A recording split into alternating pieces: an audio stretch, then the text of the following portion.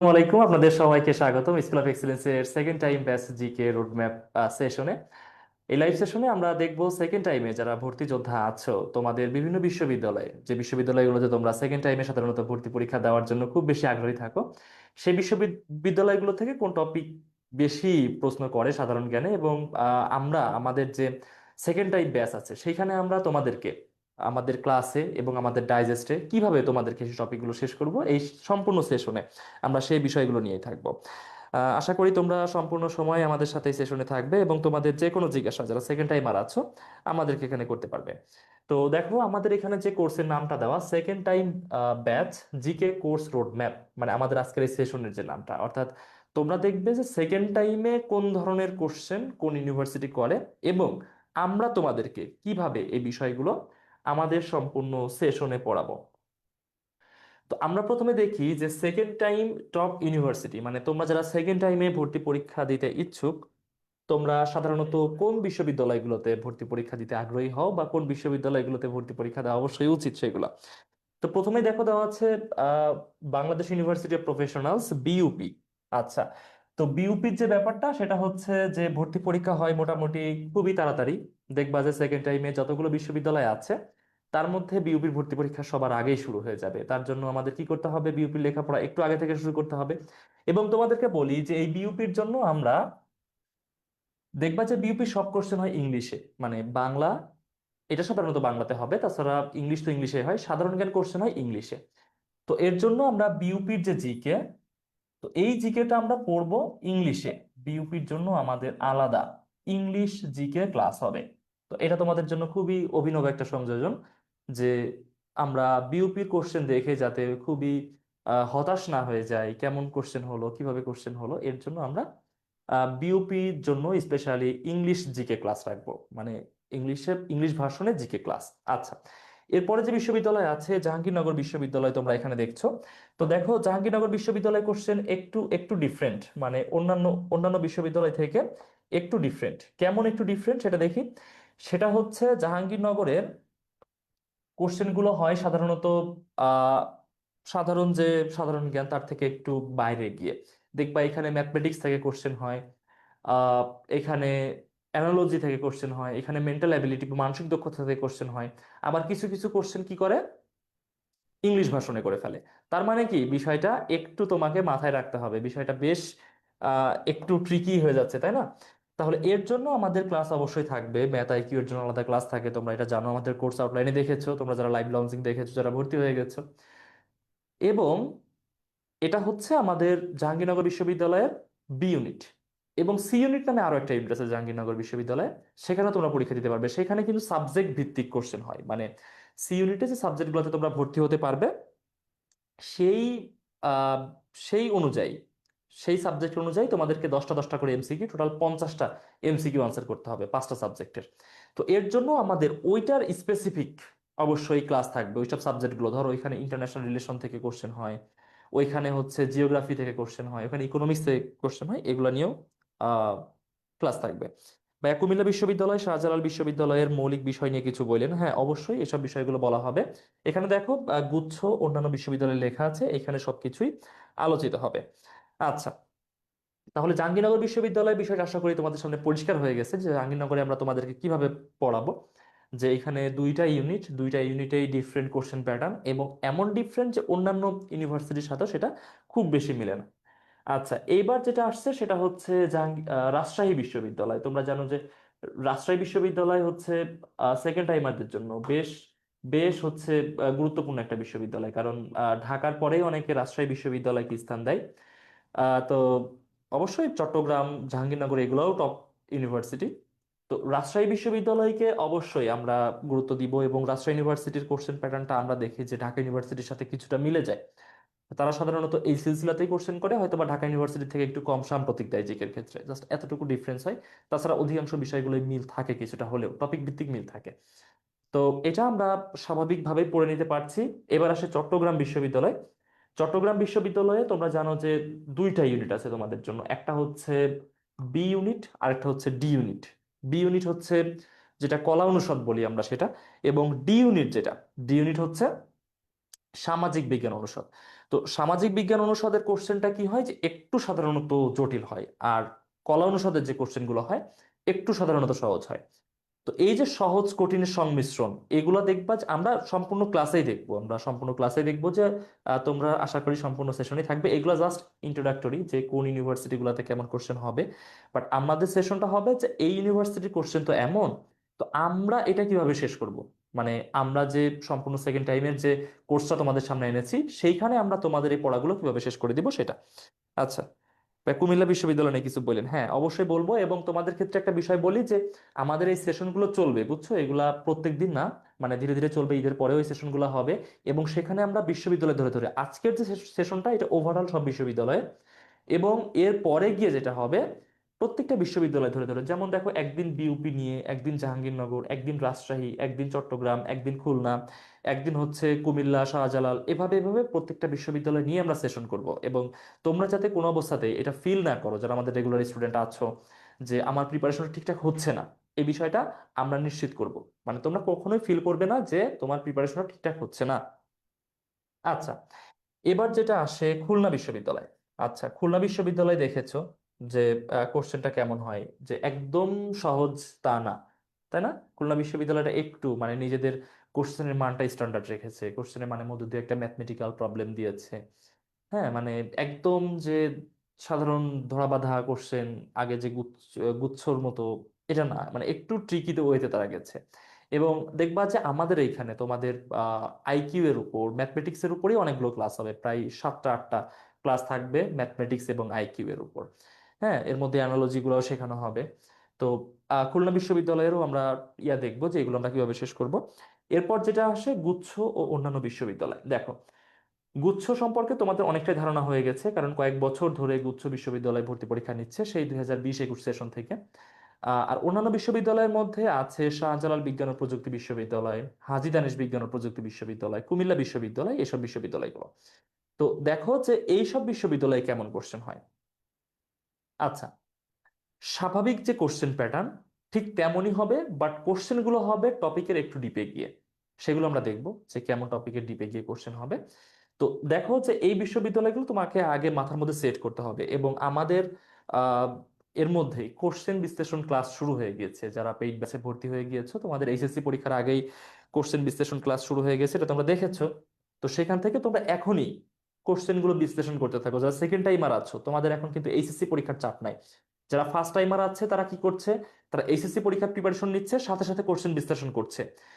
এবং তার তোমাদেরকে কম্পিটিশন করতে হবে কিন্তু ফার্স্ট টাইমারদের সাথে, তাই না? মানে এমন না যে তোমরা শুধুমাত্র সেকেন্ড টাইমারদের সাথে পরীক্ষা দিবে, এখানে কেউ ফার্স্ট টাইমার কম্পিটিশন করবে না, বিষয়টা মোটেই এমন হবে না। ফার্স্ট টাইমার সেকেন্ড টাইমার সবাই একই জায়গাতে দাঁড়িয়ে প্রতিযোগিতা করবে।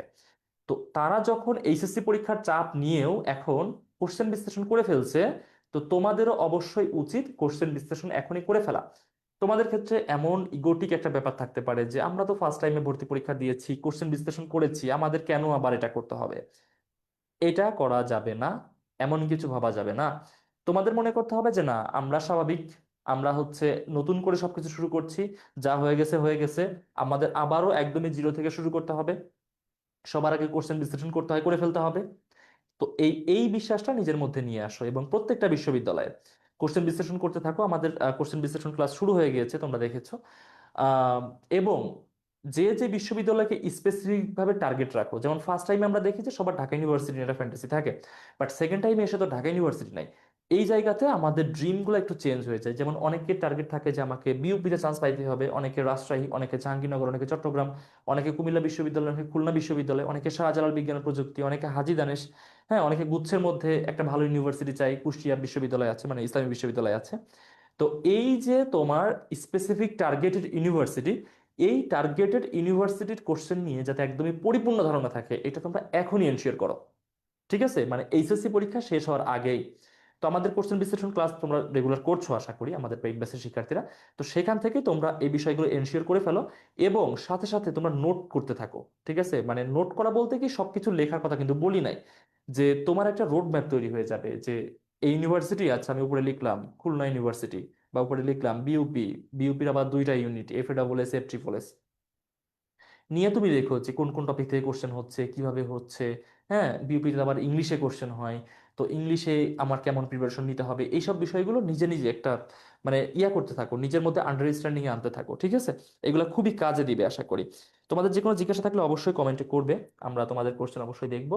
এবং এইখানে দেখো আমরা আমাদের এই সেশনটা কিভাবে নিব, আমাদের আজকের লাইভ সেশনটা কিভাবে চলবে, এখানে দেখেই তোমরা বুঝতে পারছো। উপরে দেখো second time batch GK course road map লেখা, এবং আমরা এখানে দেখব প্রত্যেকটা কোশ্চেনের টপিক, সেখান থেকে একটা করে কোশ্চেন, কেমন কোশ্চেন হবে এবং সেটা কোন বিশ্ববিদ্যালয়ের জন্য গুরুত্বপূর্ণ, আমাদের যে কোর্স প্ল্যান, আমাদের কোর্স প্ল্যানে সেই ক্লাসটা কোন টপিকে হবে, এবং আমাদের ডাইজেস্টে কোন টপিকে এই ধরনের কোশ্চেন আছে বা এই ধরনের পড়ালেখাগুলো আছে, এমন 20টা টপিক নিয়ে আমরা আজকের ক্লাসে কথা বলবো। যারা হচ্ছে আমাদের সাথে যুক্ত আছো, কিভাবে প্রশ্ন অ্যানালাইসিস ক্লাসে যুক্ত হব। আচ্ছা, তয়ন দাস তুমি জিজ্ঞাসা করেছো কোশ্চেন বিশ্লেষণ ক্লাসগুলো আমাদের যারা পেইড ব্যাচের স্টুডেন্ট তাদের জন্য, মানে এগুলো আমাদের রেগুলার ক্লাসেরই অংশ, ঠিক আছে? রেগুলার যে ক্লাস হয় তারই অংশ। কোশ্চেন বিশ্লেষণ ক্লাসগুলোতে অংশগ্রহণ করতে পারবে শুধুমাত্র আমাদের পেইড ব্যাচের স্টুডেন্ট, মানে আমাদের কোর্সে যারা ভর্তি হয়েছে তারা। তো আমাদের পেইড ব্যাচের ক্লাসে যুক্ত হয়ে যেতে হবে তোমাকে ভর্তি হওয়ার মাধ্যমে, ঠিক আছে? তুমি হচ্ছে আমাদের পেজে নক দিয়ে ভর্তি হতে পারবে। পেজের ইনবক্সে গিয়ে জাস্ট নক দাও, অথবা আমাদের যে ওয়েবসাইট আছে bdsoi.com, সেখানে গিয়ে অবশ্যই ভর্তি হতে পারবে। তো সেকেন্ড টাইমার যারা আছো তোমাদেরকে বলি যে don't waste your time, just ব্যবহার করতে থাকো। যারা ফার্স্ট টাইমার আছে তাদের সাথে কম্পিটিশন করতে হবে, জাস্ট খেয়াল রাখো ওরা কিন্তু লেখাপড়া করতেছে। তো তোমাদের এখানে পিছিয়ে থাকার সুযোগ নাই, বেশ একটা ভ্যাকেশন তোমরা পেয়েছো, কারণ সর্বশেষ গুচ্ছ হাজি দানেশের পরীক্ষা হওয়ার পরেও বেশ অনেকটা একটা ছুটি, তোমরা বাসাতেই আছো বা নিজেদের মতো আছো, বেশ একটা ছুটি কাটিয়েছো। এখন থেকে আবার লেখাপড়া শুরু করে দাও, মানে অনেক ছুটি কাটানো হয়ে গেছে। ইউনিভার্সিটিতে চান্স পাও, তারপর 2-3 মাস ছুটি পাবা, সেখানে গিয়ে ছুটি কাটাও, ঠিক আছে? এখন আর ছুটি কাটানোর সময় নাই। আচ্ছা, তোমরা দেখি আমরা প্রায় 20টা মতো টপিক নিয়ে কথা বলবো আজকের ক্লাসে, মানে যেই 20টা টপিক থেকে বিভিন্ন ইউনিভার্সিটিতে অবশ্যই কোশ্চেন হয়। এখানে বলছে শিল্প সাহিত্য সংস্কৃতি, এই একটা টপিক, হ্যাঁ? আচ্ছা, আমরা টপিকগুলো একটু মার্ক করে দিই একটু সুন্দর করে। শিল্প সাহিত্য সংস্কৃতি। তো দেখো, তোমরা যেই বিশ্ববিদ্যালয়ে ভর্তি পরীক্ষা দাও না কেন, যেই বিশ্ববিদ্যালয়ে পরীক্ষা দাও না কেন, এই বিষয়টা তোমরা অবশ্যই অবশ্যই অবশ্যই ফেস করেছো। শিল্প সাহিত্য সংস্কৃতি থেকে কোশ্চেন কেমন, তোমাকে বলেছে যে একটা বইয়ের নাম, এই গ্রন্থের লেখককে, তোমাকে বলেছে যে এই অঞ্চলের বিখ্যাত গান কোনটি, এই অঞ্চলের বিখ্যাত নৃত্য কোনটি, হ্যাঁ? তো আহ, এই ধরনের কোশ্চেন, ঠিক আছে? যে বাংলা নববর্ষ কে প্রথম চালু করে, এই ধরনের কোশ্চেন, মানে যেটা আমাদের দেশীয় শিল্প, দেশীয় সাহিত্য, দেশীয় সংস্কৃতি এর মধ্যে থাকে, এবং বাইরের দেশের সাহিত্য থেকে কোশ্চেন হয় সাধারণত। অনেক ইউনিভার্সিটিও বাইরের দেশের সাহিত্য থেকে করে, ঢাকা ইউনিভার্সিটি করেছে, বিউপি করে, জাহাঙ্গীরনগর রাজশাহীতে করে, এটা খুবই স্বাভাবিক। তো এই ধরনের কোশ্চেন আমরা অবশ্যই যে কোনো ইউনিভার্সিটির ভর্তি পরীক্ষাতে দেখে থাকি। আচ্ছা, তাহলে এই টপিকটা আমাদের অবশ্যই পড়তে হবে। কোন ধরনের কোশ্চেন হবে এখান থেকে, দেখো এখানে একটা কোশ্চেন দেওয়া আছে যে কোন ধরনের কোশ্চেন আসলেই হয়। বলছে ঢাকা ময়মনসিংহ অঞ্চলের ঐতিহ্যবাহী নৃত্যের নাম নিচের কোনটি। ঢাকা ময়মনসিংহ অঞ্চলের ঐতিহ্যবাহী নৃত্যের নাম নিচের কোনটি। অপশনে দেওয়া ঝুমুর, ধূপ, জারি নাকি শাড়ি, 4টা অপশন দেওয়া আছে। তো আমরা দেখি ঝুমুর নৃত্য প্রথমে যেটা দেওয়া। তো তোমরা এই বিষয়গুলো, যারা খুবই চালাক স্টুডেন্ট তারা সব সময় এডুকেটিভ যা কিছু দেখে, যা কিছু পড়ে সাথে একটা খাতা রাখে, যারা চালাক স্টুডেন্ট, হ্যাঁ। কেন খাতা রাখে? কারণ আমি যা কিছু বলছি তার মধ্যে অনেক কিছু ইনফরমেটিভ, মানে অনেক ইনফরমেশন আছে, এবং এটা তোমরা বিশ্বাস করো যে কিছুক্ষণের মধ্যে অনেক কিছু তোমরা ভুলে যাবে। যেমন আহ 1 ঘন্টা এই ক্লাসটা শেষ হওয়ার বা এই সেশনটা শেষ হওয়ার 1 ঘন্টা পরে দেখবা তোমার মাথা থেকে অনেক কিছু চলে গেছে, একদিন পরে দেখবা আরো কিছু চলে গেছে, 2-3 দিন পরে দেখবা যে তোমার অনেক কিছুই আর মনে নাই, একটা সময় দেখবা যে আর কিছুই মনে নাই। এর জন্য যেটা করতে হয় যে গুরুত্বপূর্ণ বিষয়গুলো একটু কোথাও লিখে রাখতে হয়, একটু কোথাও নোট করে রাখতে হয়। তো এই সেশনে তোমরা সাথে একটা খাতা রাখো, যে আমি যে তথ্যগুলো বলি সবকিছু কিন্তু আমি স্লাইডে লিখবো না, বা সবকিছু স্লাইডে লেখাও হয় না। এইসব গুরুত্বপূর্ণ বিষয়গুলো সাথে সাথে একটু নোট নিয়ে নিবে। ওকে, তো এই যে ঝুমুর নৃত্য যেটা আছে, এই ঝুমুর নৃত্যের সাথে বাংলাদেশের কোনো সম্পর্ক নাই। ঝুমুর নৃত্য আমাদের পার্শ্ববর্তী দেশ ভারতের পশ্চিমবঙ্গ, উড়িষ্যা, ঝাড়খণ্ড, এই রাজ্যগুলাতে খুবই পরিচিত একটা নৃত্য। তাহলে এটা ঢাকা এবং ময়মনসিংহের সাথে কোনো সংযোগ নাই, তাহলে আমরা সঠিক উত্তর এটা নিব না। ধূপ নৃত্য সাধারণত হচ্ছে পূজা অর্চনার ক্ষেত্রে ব্যবহার করা হয়। ধূপ নৃত্য, তোমরা অনেক সময় এটাকে ধুনুচি নৃত্য বলেও নামকরণ করে থাকো। তার মানে এটা কোনো জায়গার স্পেসিফিক নৃত্য না, এটা একটা ধর্মীয় কালচার। এটা সব জায়গাতেই এটা আহ, অনুকরণ করা হয়, অনুসরণ করা হয়। সেটা বাংলাদেশে বা পশ্চিমবঙ্গে সব জায়গাতে, স্পেসিফিক কোনো নির্দিষ্ট এরিয়ার মধ্যে এটার সীমাবদ্ধতা আনা যায় না। এবার আসে জারি নাকি শাড়ি। জারি নাকি শাড়ি। আচ্ছা, তো একটা বিষয় দেখো, যে শাড়ি গান কোনটা।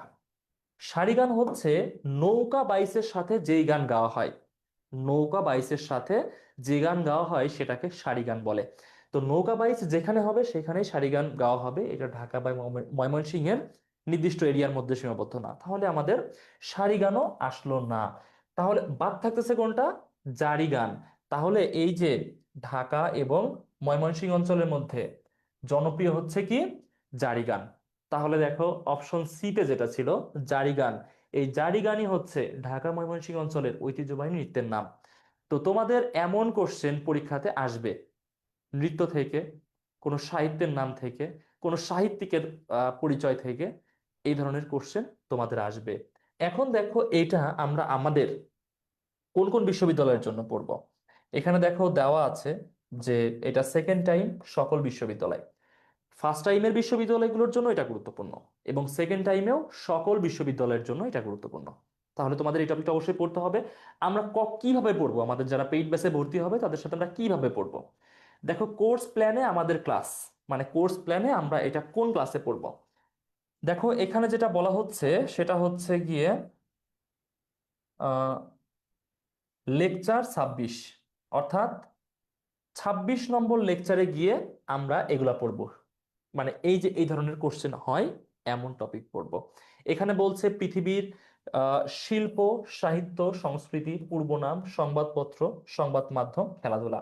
মানে দেখো 26 নম্বর লেকচারটা কিন্তু অনেক গুরুত্বপূর্ণ লেকচার, অনেক গুরুত্বপূর্ণ লেকচার।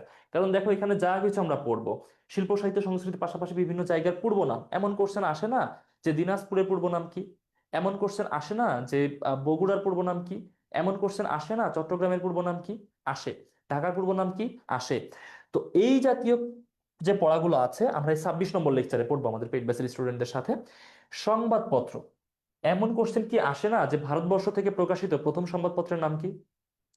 এমন কোশ্চেন অবশ্যই আসে। তো এই পড়াগুলো হবে এই ক্লাসে। খেলাধুলা, খেলাধুলা থেকে দেখবা সব বিশ্ববিদ্যালয় কোশ্চেন করে, ফার্স্ট টাইম, সেকেন্ড টাইম, সব সময় তোমাকে কোশ্চেন করবে যে 2027 সালে আইসিসি ওয়ার্ল্ড কাপ হবে, এটা কততম ওয়ার্ল্ড কাপ। পরীক্ষাতে আসে। দেখবা যে আগাম তথ্য খেলাধুলা থেকে সব থেকে বেশি আসে। যেমন আমি যখন ভর্তি পরীক্ষা দিয়েছিলাম কোশ্চেন এসেছিল যে 2022 ফিফা ওয়ার্ল্ড কাপ কততম ওয়ার্ল্ড কাপ। ঠিক আছে, মানে 2022 সালে ফিফা যে ওয়ার্ল্ড কাপটা হয়েছিল, মানে আমাদের পরীক্ষার পরে গিয়ে ওয়ার্ল্ড কাপটা হয়েছিল, বাট আগাম তথ্য থেকে কোশ্চেন চলে আসছে। তো খেলাধুলা থেকে এমন কোশ্চেন আসবে, তোমাকে বলবে যে এই যে সর্বশেষ অলিম্পিকে সর্বোচ্চ মেডেল পেয়েছে কোন দেশ। কোশ্চেন করবে। ধরো সাব একটা টুর্নামেন্টে নারীরা একটা টাইটেল জিতছে, চ্যাম্পিয়ন বা রানার্স আপ, সেখান থেকে কোশ্চেন করবে। সর্বোচ্চ গোলদাতাকে জিজ্ঞাসা করবে। হ্যাঁ, ধরো যে বিভিন্ন আইসিসি ইভেন্ট, ফিফা ইভেন্ট থেকে কোশ্চেন করবে।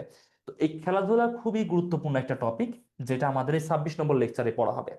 এবং ক্লাস তো করলে, ক্লাস শেষে তোমাদেরকে স্লাইডটা দিয়ে দেওয়া হবে, আমাদের স্লাইডে যা কিছু তথ্য আছে দিয়ে দেওয়া হবে, ক্লাস রেকর্ড তোমরা পাবে। সাথে তোমরা কি পাবে আমাদের কোর্সে? একটা ডাইজেস্ট। এই ডাইজেস্টে কি থাকবে? আমাদের যে পড়ালেখাগুলো, এই পড়ালেখাগুলো ওইখানে এমসিকিউ প্র্যাকটিস আকারে থাকবে। এবং এই ডাইজেস্টের আমরা 36 নম্বর লেকচারে গিয়ে এই টপিকটা পেয়ে যাব, এবং সেখানে এই টপিকের যাবতীয় এমসিকিউ দেওয়া আছে তোমাদের প্র্যাকটিস করার জন্য। তাহলে আমরা এখান থেকে কি বুঝলাম? যে এই টপিকটা সেকেন্ড টাইমারদের জন্য খুবই গুরুত্বপূর্ণ। কি জাতীয় কোশ্চেন আসতে পারে? এই জাতীয়। সব বিশ্ববিদ্যালয়ের জন্য সেকেন্ড টাইম এটা গুরুত্বপূর্ণ। এবং 26 নম্বর লেকচারে গিয়ে আমরা এই টপিকটা পড়বো। আমাদের যে ডাইজেস্ট আছে তার 36 নম্বর টপিকে গিয়ে, মানে তোমরা ডাইজেস্টটা যখন পড়তে থাকবে 36 নম্বর টপিকে গিয়ে পেয়ে যাবে আমাদের এই টপিকটা। তাহলে কি বিষয়টা ক্লিয়ার হচ্ছে না যে আমরা কিভাবে আসলে তোমাদের সাথে 6 মাস বা 8 মাস, 9 মাস বা 1 বছর, যতটুকু সময় লাগুক না কেন, যতদিন পরেই ভর্তি পরীক্ষা হোক না কেন সব বিশ্ববিদ্যালয়গুলোর, তোমাদের সাথে যে লেখাপড়াটা করব সেটা কিভাবে করব সেটা আশা করি তোমরা বুঝতে পারছো। আচ্ছা, পরের টপিকে আমরা যাই। এখানে দেখি টপিকের নাম সংবিধান। আচ্ছা, তোমরা তো ফার্স্ট টাইমে ভর্তি পরীক্ষা দিয়েছো, তো বেশ কিছুটা ধারণা হয়েছে। তো সংবিধান যে কোনো বিশ্ববিদ্যালয়ে ভর্তি পরীক্ষার জন্য অতীব গুরুত্বপূর্ণ। এটা বাদ দেওয়া বোকামি, বাদ দেওয়া যাবে না, পড়তে হবে সংবিধান। সংবিধান পড়তে হবে না, সংবিধান থেকে যে এমসিকিউ আসবে সে এমসিকিউ এর আকারে লেখাপড়া করতে হবে। আচ্ছা, তো কেমন কোশ্চেন হয় দেখো, এখানে একটা ইংলিশে কোশ্চেন দেওয়া আছে। কেন ইংলিশে কোশ্চেনটা দেওয়া হয়েছে? এর কারণ হচ্ছে যে সেকেন্ড টাইমে যে বিশ্ববিদ্যালয়ে ভর্তি পরীক্ষাটা একদমই প্রথমে হয় সেটা হচ্ছে বাংলাদেশ ইউনিভার্সিটি অফ প্রফেশনালস বা বিইউপি। এই বিশ্ববিদ্যালয়ে সাধারণ জ্ঞান কোশ্চেন হবে ইংলিশে, তোমরা এটা জানো, তোমরা যেহেতু অনেকটা দিন অ্যাডমিশন লেখাপড়া করেছো। তো যেহেতু কোশ্চেনটা হবে ইংলিশে, তো তোমরা যাতে ইংলিশ কোশ্চেন দেখে একদমই আকাশ থেকে না পড়ো, তার জন্যই আমরা কি করেছি, তোমাদের ইংলিশের জিকে পড়ানোর জন্য আলাদা ক্লাস রেখেছি, সেটা তো বললামই। সাথে আমাদের ডাইজেস্টেও ইংলিশ এমসিকিউ থাকবে এবং কোশ্চেনগুলো হবে এমন। ঠিক আছে, দেখো এখানে কি কোশ্চেন লেখা। বলছে in which part of the constitution of Bangladesh are fundamental rights infringed, অর্থাৎ বাংলাদেশের সংবিধানের কোন পার্টে, বাংলাদেশের সংবিধানের কোন পার্টে বা কোন খণ্ডে, কোন অংশে, ঠিক আছে, বাংলাদেশের সংবিধানে কিন্তু 11টা ভাগ আছে, কোন ভাগে, বাংলাদেশ সংবিধানের কোন ভাগে কি আছে, ফান্ডামেন্টাল রাইটস এনশ্রিন্ড বা অন্তর্ভুক্ত করা আছে। আচ্ছা, ফান্ডামেন্টাল রাইটস মানে কি? মৌলিক অধিকার, তাই না? আমাদের সংবিধানের কোন ভাগে মৌলিক অধিকার সন্নিবেশিত আছে? মৌলিক অধিকার। আচ্ছা, তো দেখো এখানে যে চারটা অপশন দেওয়া আছে, part two, part three, part four, part five, মানে দ্বিতীয় ভাগ, তৃতীয় ভাগ, চতুর্থ ভাগ, পঞ্চম ভাগ। তো আমাদের সংবিধানের দ্বিতীয় ভাগে কি আছে? আমাদের সংবিধানের দ্বিতীয় ভাগে আছে রাষ্ট্র পরিচালনার মূলনীতি, অর্থাৎ fundamental principal of state policy. Fundamental principles of state policy. কেন আমি ইংলিশের কথাগুলো বলতেছি? কারণ বিউপিতে ইংলিশ আসবে এবং তার জন্য তোমাদের এভাবে ইংলিশে জিকে পড়ানো হবে। ওইখানে গিয়ে তো আমরা একদম অবাক হয়ে যাই যারা প্রিপারেশন না নিয়ে যায়। যেমন তোমাকে বলবে who is the incumbent chief justice of Bangladesh, বাংলাদেশের বর্তমান প্রধান বিচারপতির নাম, কিন্তু ইনকামবেন্ট শব্দের অর্থ কি এটা দেখেই তো মাথা ঘুরতেছে। এটা যাতে না হয় তার জন্যই আমাদের ইংলিশের ক্লাস হবে, ইংলিশে জিকে পড়ানো হবে। আচ্ছা, তাহলে পার্ট টু তে আছে fundamental principles of state policy, FPSP. তাহলে এটা বলতেছে ফান্ডামেন্টাল রাইটস, বাট আমরা পাইলাম কি fundamental principles of state policy. তাহলে এটা পার্ট টু, যেটা এটা কারেক্ট আনসার না। পার্ট ফাইভে যেটা আছে, পার্ট ফাইভে যেটা আছে সেটা হচ্ছে আইন বিভাগ, লেজিসলেটিভ। ঠিক আছে, আমাদের রাষ্ট্রের যে আইন বিভাগ সেটা হচ্ছে আহ, আমাদের সংবিধানের পঞ্চম ভাগে, দ্য লেজিসলেটিভ। এটা হচ্ছে পার্ট ফাইভ, তাহলে এটাও সঠিক উত্তর না। পার্ট থ্রি নাকি পার্ট ফোর? পার্ট ফোরে যেটা আছে সরকারের, রাষ্ট্রের নির্বাহী বিভাগ, রাষ্ট্রের নির্বাহী বিভাগ, এক্সিকিউটিভ, দা এক্সিকিউটিভ। এক্সিকিউটিভের মধ্যে প্রাইম মিনিস্টার, প্রেসিডেন্ট, এসব কিছু দেওয়া আছে এই চতুর্থ ভাগে। তার মানে কি, এটা এক্সিকিউটিভ, বাট কোশ্চেন করছে ফান্ডামেন্টাল রাইটস। তাহলে পার্ট ফোরও কারেক্ট আনসার না। পার্ট থ্রিতে যেটা আছে, পার্ট থ্রিতে যেটা আছে সেটাই হচ্ছে ফান্ডামেন্টাল রাইটস বা মৌলিক অধিকার। তাহলে সঠিক উত্তর হচ্ছে এখানে কি, পার্ট থ্রি। সঠিক উত্তর হচ্ছে পার্ট থ্রি। আচ্ছা, তো এখন দেখো যে এই যে এটা যে কারেক্ট আনসার আমরা পাইলাম, এটা আমাদের সেকেন্ড টাইমে সব বিশ্ববিদ্যালয়ের জন্য গুরুত্বপূর্ণ। কখন পড়ানো হবে? দেখো লেখা আছে যে লেকচার 19, আমাদের পেইড ব্যাচে যারা স্টুডেন্ট আছো, লেকচার 19, সাধারণ জ্ঞানের 19তম লেকচারে গিয়ে সংবিধান পড়ানো হবে। শুধু সংবিধান না, সংবিধানের সাথে কি থাকবে, সংবিধান ও সরকারের বিভাগ সমূহ, অর্থাৎ বাংলাদেশ যে রাষ্ট্রের অনেক বিভাগ আছে না, যেমন দেখো পিএসসি, এটা একটা রাষ্ট্রের অংশ না, কারণ এটা সাংবিধানিক প্রতিষ্ঠান। তো এমন বিভিন্ন সাংবিধানিক প্রতিষ্ঠান, সাংবিধানিক প্রতিষ্ঠানের বাইরে যেসব গুরুত্বপূর্ণ প্রতিষ্ঠান আছে, বিভিন্ন মন্ত্রণালয়, সচিবালয়, যা কিছু আছে গুরুত্বপূর্ণ সবকিছু এই লেকচারে থাকবে, সাধারণ জ্ঞানের 19 নম্বর লেকচারে। আচ্ছা, এবং ডাইজেস্টে আমরা, ডাইজেস্ট হাতে পাওয়ার পর দেখব 26 নম্বর যে টপিকটা আছে, ডাইজেস্টের 26 নম্বর টপিক হচ্ছে সংবিধান।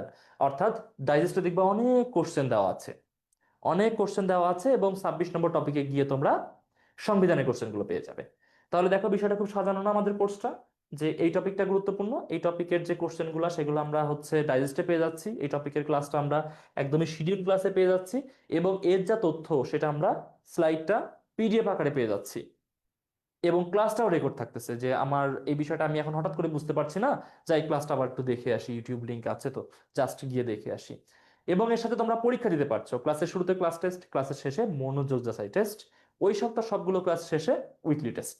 এটা হচ্ছে আমাদের কি কোর্সের একটা কমপ্লিট রোড ম্যাপ। আচ্ছা, এবার আসি আমরা পরের স্লাইডে। দেখো টপিকের নামটা কি? টপিকের নাম হচ্ছে গাণিতিক যুক্তি। গাণিতিক যুক্তি সব বিশ্ববিদ্যালয়ে আসে না। গাণিতিক যুক্তি সব বিশ্ববিদ্যালয়ে আসে না। কোন কোন বিশ্ববিদ্যালয়ে আসে? এখানে দেখো দেওয়া আছে জাবি, জাহাঙ্গীরনগর বিশ্ববিদ্যালয়। এখানে জাহাঙ্গীরনগর বিশ্ববিদ্যালয়ের বি ইউনিট, সিতে তো ম্যাথমেটিক্স আসে না তোমরা জানোই, বি ইউনিটে ম্যাথমেটিক্স আসে। বিইউপি এফ ট্রিপল এস, বিইউপির এফ ট্রিপল এস, অর্থাৎ এফ ট্রিপল এস এর কোশ্চেন দেখবে একটু জটিল, এফ এ ডাবল এস এর চেয়ে এফ ট্রিপল এস এর কোশ্চেন একটু জটিল। সেখানে ম্যাথমেটিক্স, অ্যানালজি, মেন্টাল অ্যাবিলিটি সবগুলো থেকে কোশ্চেন হয়। এবং খুলনা বিশ্ববিদ্যালয়, সাধারণত সেকেন্ড টাইমে তোমরা যারা ভর্তি পরীক্ষা দিবে এই বিশ্ববিদ্যালয়গুলোতে ম্যাথমেটিক্স এর প্রিপারেশন নিতে হবে। আশা করি বুঝতে পেরেছো। এবং দেখো এখানে একটা ইংলিশ কোশ্চেন দেওয়া, এর কারণ কি? জাহাঙ্গীরনগরে সাধারণ জ্ঞান মাঝে মাঝে ইংলিশে করে, দেখবা সাধারণ জ্ঞান যে কোশ্চেন করেছে কয়েকটা কোশ্চেন তার মধ্যে ইংলিশে দেওয়া। তো এর জন্য তোমাকে একটু মেন্টালি প্রিপেয়ার থাকতে হবে যে জাহাঙ্গীরনগরে ইংলিশে কোশ্চেন হতে পারে। আর বিইউপিতে যে ইংলিশে কোশ্চেন হয় এটা তোমরা জানো, এটা তোমরা আগে থেকে জানো। আর খুলনাতে বাংলা কোশ্চেন হবে, এটা ওদেরই নিয়ম। তো এখন দেখো এখানে যে কোশ্চেনটা দেওয়া আছে, কোশ্চেনে বলছে যে if the price of A book is increased from BDT মানে বাংলাদেশি টাকা 200 two BDT 250, what is the percentage increase? অর্থাৎ কোনো একটা বইয়ের দাম যদি 200 টাকা থেকে বৃদ্ধি পেয়ে 250 টাকা হয়ে যায়, তাহলে এখানে শতকরা কত পার্সেন্ট দাম বৃদ্ধি পেয়েছে, শতকরা হারে কতটুকু দাম বৃদ্ধি পেয়েছে। তাহলে দেখো এখানে দাম বৃদ্ধি পেয়েছে কত টাকা, 250 টাকা হয়ে গেছে 200 টাকা থেকে, তার মানে দাম বৃদ্ধি পেয়েছে হচ্ছে 50 টাকা। আমরা এই 50 টাকাকে পার্সেন্টেজ বের করবো কিভাবে? 200 টাকা থেকে যেহেতু বৃদ্ধি পেয়েছে তাহলে বেজ হচ্ছে 200, তাহলে 50 ডিভাইডেড বাই 200, পার্সেন্টেজ করতে গেলে কি করতে হয়? 100 দিয়ে গুণ করতে হয়। তাহলে জাস্ট এখন আমরা হিসাবটা করলেই তো হয়ে যাচ্ছে। 100 আর এটা কেটে দাও, ভাগ করলে হয় 2, 50কে 2 দিয়ে ভাগ করলে হয় 25, তাহলে উত্তর হচ্ছে কি 25%। কোশ্চেনটা দেখো খুব বেশি কঠিন না, সহজ ম্যাথ। ভর্তি পরীক্ষাতে যে ম্যাথগুলো আসে একটু চিন্তা ভাবনা করলে সেটা পারা যায়। এমন দিবে না যে এটা একদমই মানে এসএসসিতে যে 2 পেজের ম্যাথ করে এসেছো তোমরা, একটা পেজ পার করে পরের পেজে চলে যাইতে হয় একটা ম্যাথ সলভ করতে, এমন জটিল ম্যাথ দেয় না। এমন ম্যাথই দেয় যেটা একটু চিন্তা ভাবনা করলে উত্তরে পৌঁছানো যায়, একটু রাফ করলে উত্তরে পৌঁছানো যায়, অনেক ক্ষেত্রে রাফ না করে অপশন দেখে অপশন ডিডাকশন করে করে উত্তরে পৌঁছানো যায়। হ্যাঁ, যে আচ্ছা ঠিক আছে এই তো শর্ত, এই শর্তের সাথে এই অপশন যায় না, এটা বাদ। এভাবে চিন্তা ভাবনা করেও উত্তরে পৌঁছানো যায়। মানে ম্যাথমেটিক্সের যে আমাদের ক্লাসগুলো হবে, ম্যাথমেটিক্সের আমাদের ক্লাস হবে বেশ অনেকগুলো, প্রত্যেকটা ম্যাথ ধরে ধরে পার্সেন্টেজের জন্য একটা, হ্যাঁ, তারপরে হচ্ছে বীজগণিতিক রাশির জন্য একটা, মানে একাধিক ক্লাস, মানে 4টা 5টা 6টা 7টা যেই কয়টা প্রয়োজন হয় শেষ করতে, মানে সব ধরনের ম্যাথ যেগুলো ভর্তি পরীক্ষাতে আসবে ততগুলো ক্লাস নেওয়া হবে। এবং তার সাথে আরো যে বিষয় মেন্টাল অ্যাবিলিটির ক্লাস হবে, অ্যানালজির ক্লাস হবে। আচ্ছা, তো আমরা কোন ক্লাসে গিয়ে এগুলো শিখবো? দেখো বলছে স্পেশাল ক্লাস ম্যাথ আইকিউ, তার মানে ম্যাথ আইকিউ এর জন্য আমাদের আলাদা স্পেশাল ক্লাস থাকবে আমাদের কোর্সে, ম্যাথ আইকিউ এর জন্য। এবং সাধারণত আমরা একদম কোর্সের শুরুতেই ম্যাথ আইকিউ ক্লাস নিই না। কেন নিই না? আমরা একটা বিষয় বিলিভ করি যে দেখো আমাদের যে হিউম্যান মেমোরি এটা ধীরে ধীরে কি হয়, যে কোনো জানা জিনিস ভুলতে থাকে। ধরো হচ্ছে তোমার বিওপির ভর্তি পরীক্ষা হবে 2 মাস পরে গিয়ে, 3 মাস পরে গিয়ে, আমি যদি আজকেই তোমাকে ম্যাথ আইকিউ শিখাই রেখে দিই, 3 মাস পরে দেখবা তুমি ভুলে গেছো। তো এর জন্য আমরা ওই যে ইউনিভার্সিটিতে ম্যাথ আইকিউ আসবে ওই সব বিশ্ববিদ্যালয়ে ভর্তি পরীক্ষার ঠিক আগে আগে গিয়ে সাধারণত ম্যাথ আইকিউ পড়ি আমাদের কোর্সে, যাতে তোমার ফ্রেশ মেমোরিতে যেটা ইনপুট দিচ্ছ ওইটা গিয়ে পরীক্ষাতে আউটপুট দিতে পারো। তো এভাবেই আমরা হচ্ছে ম্যাথ আইকিউ শিখবো। এবং ডাইজেস্টে তোমাদের এই ম্যাথ আইকিউ প্র্যাকটিস করার জন্য হিউজ কোশ্চেন দেওয়া থাকবে। কোথায় থাকবে সেটা? টপিক নম্বর 8, পার্ট বি। অর্থাৎ আমাদের সাধারণ জ্ঞান ডাইজেস্ট খুলে দেখবা যে এর মধ্যে পার্ট এ আছে, পার্ট বি আছে। পার্ট বি তে সাধারণত মৌলিক বিষয়, ম্যাথমেটিক্স, আইকিউ, অ্যানালজি এইসব বিষয়গুলো আছে। তো সেইখানে তোমরা দেখবা যে পার্ট বি তে টপিক 8, সেখানে প্রচুর পরিমাণে ম্যাথমেটিক্স এর কোশ্চেন দেওয়া আছে যেগুলো ভর্তি পরীক্ষাতে আসবে। তাহলে দেখো কিভাবে আমরা ম্যাথ শিখবো। আমরা এটা দেখলাম যে ইউনিভার্সিটির জন্য এটা খুবই গুরুত্বপূর্ণ, ম্যাথ শিখতেই হবে।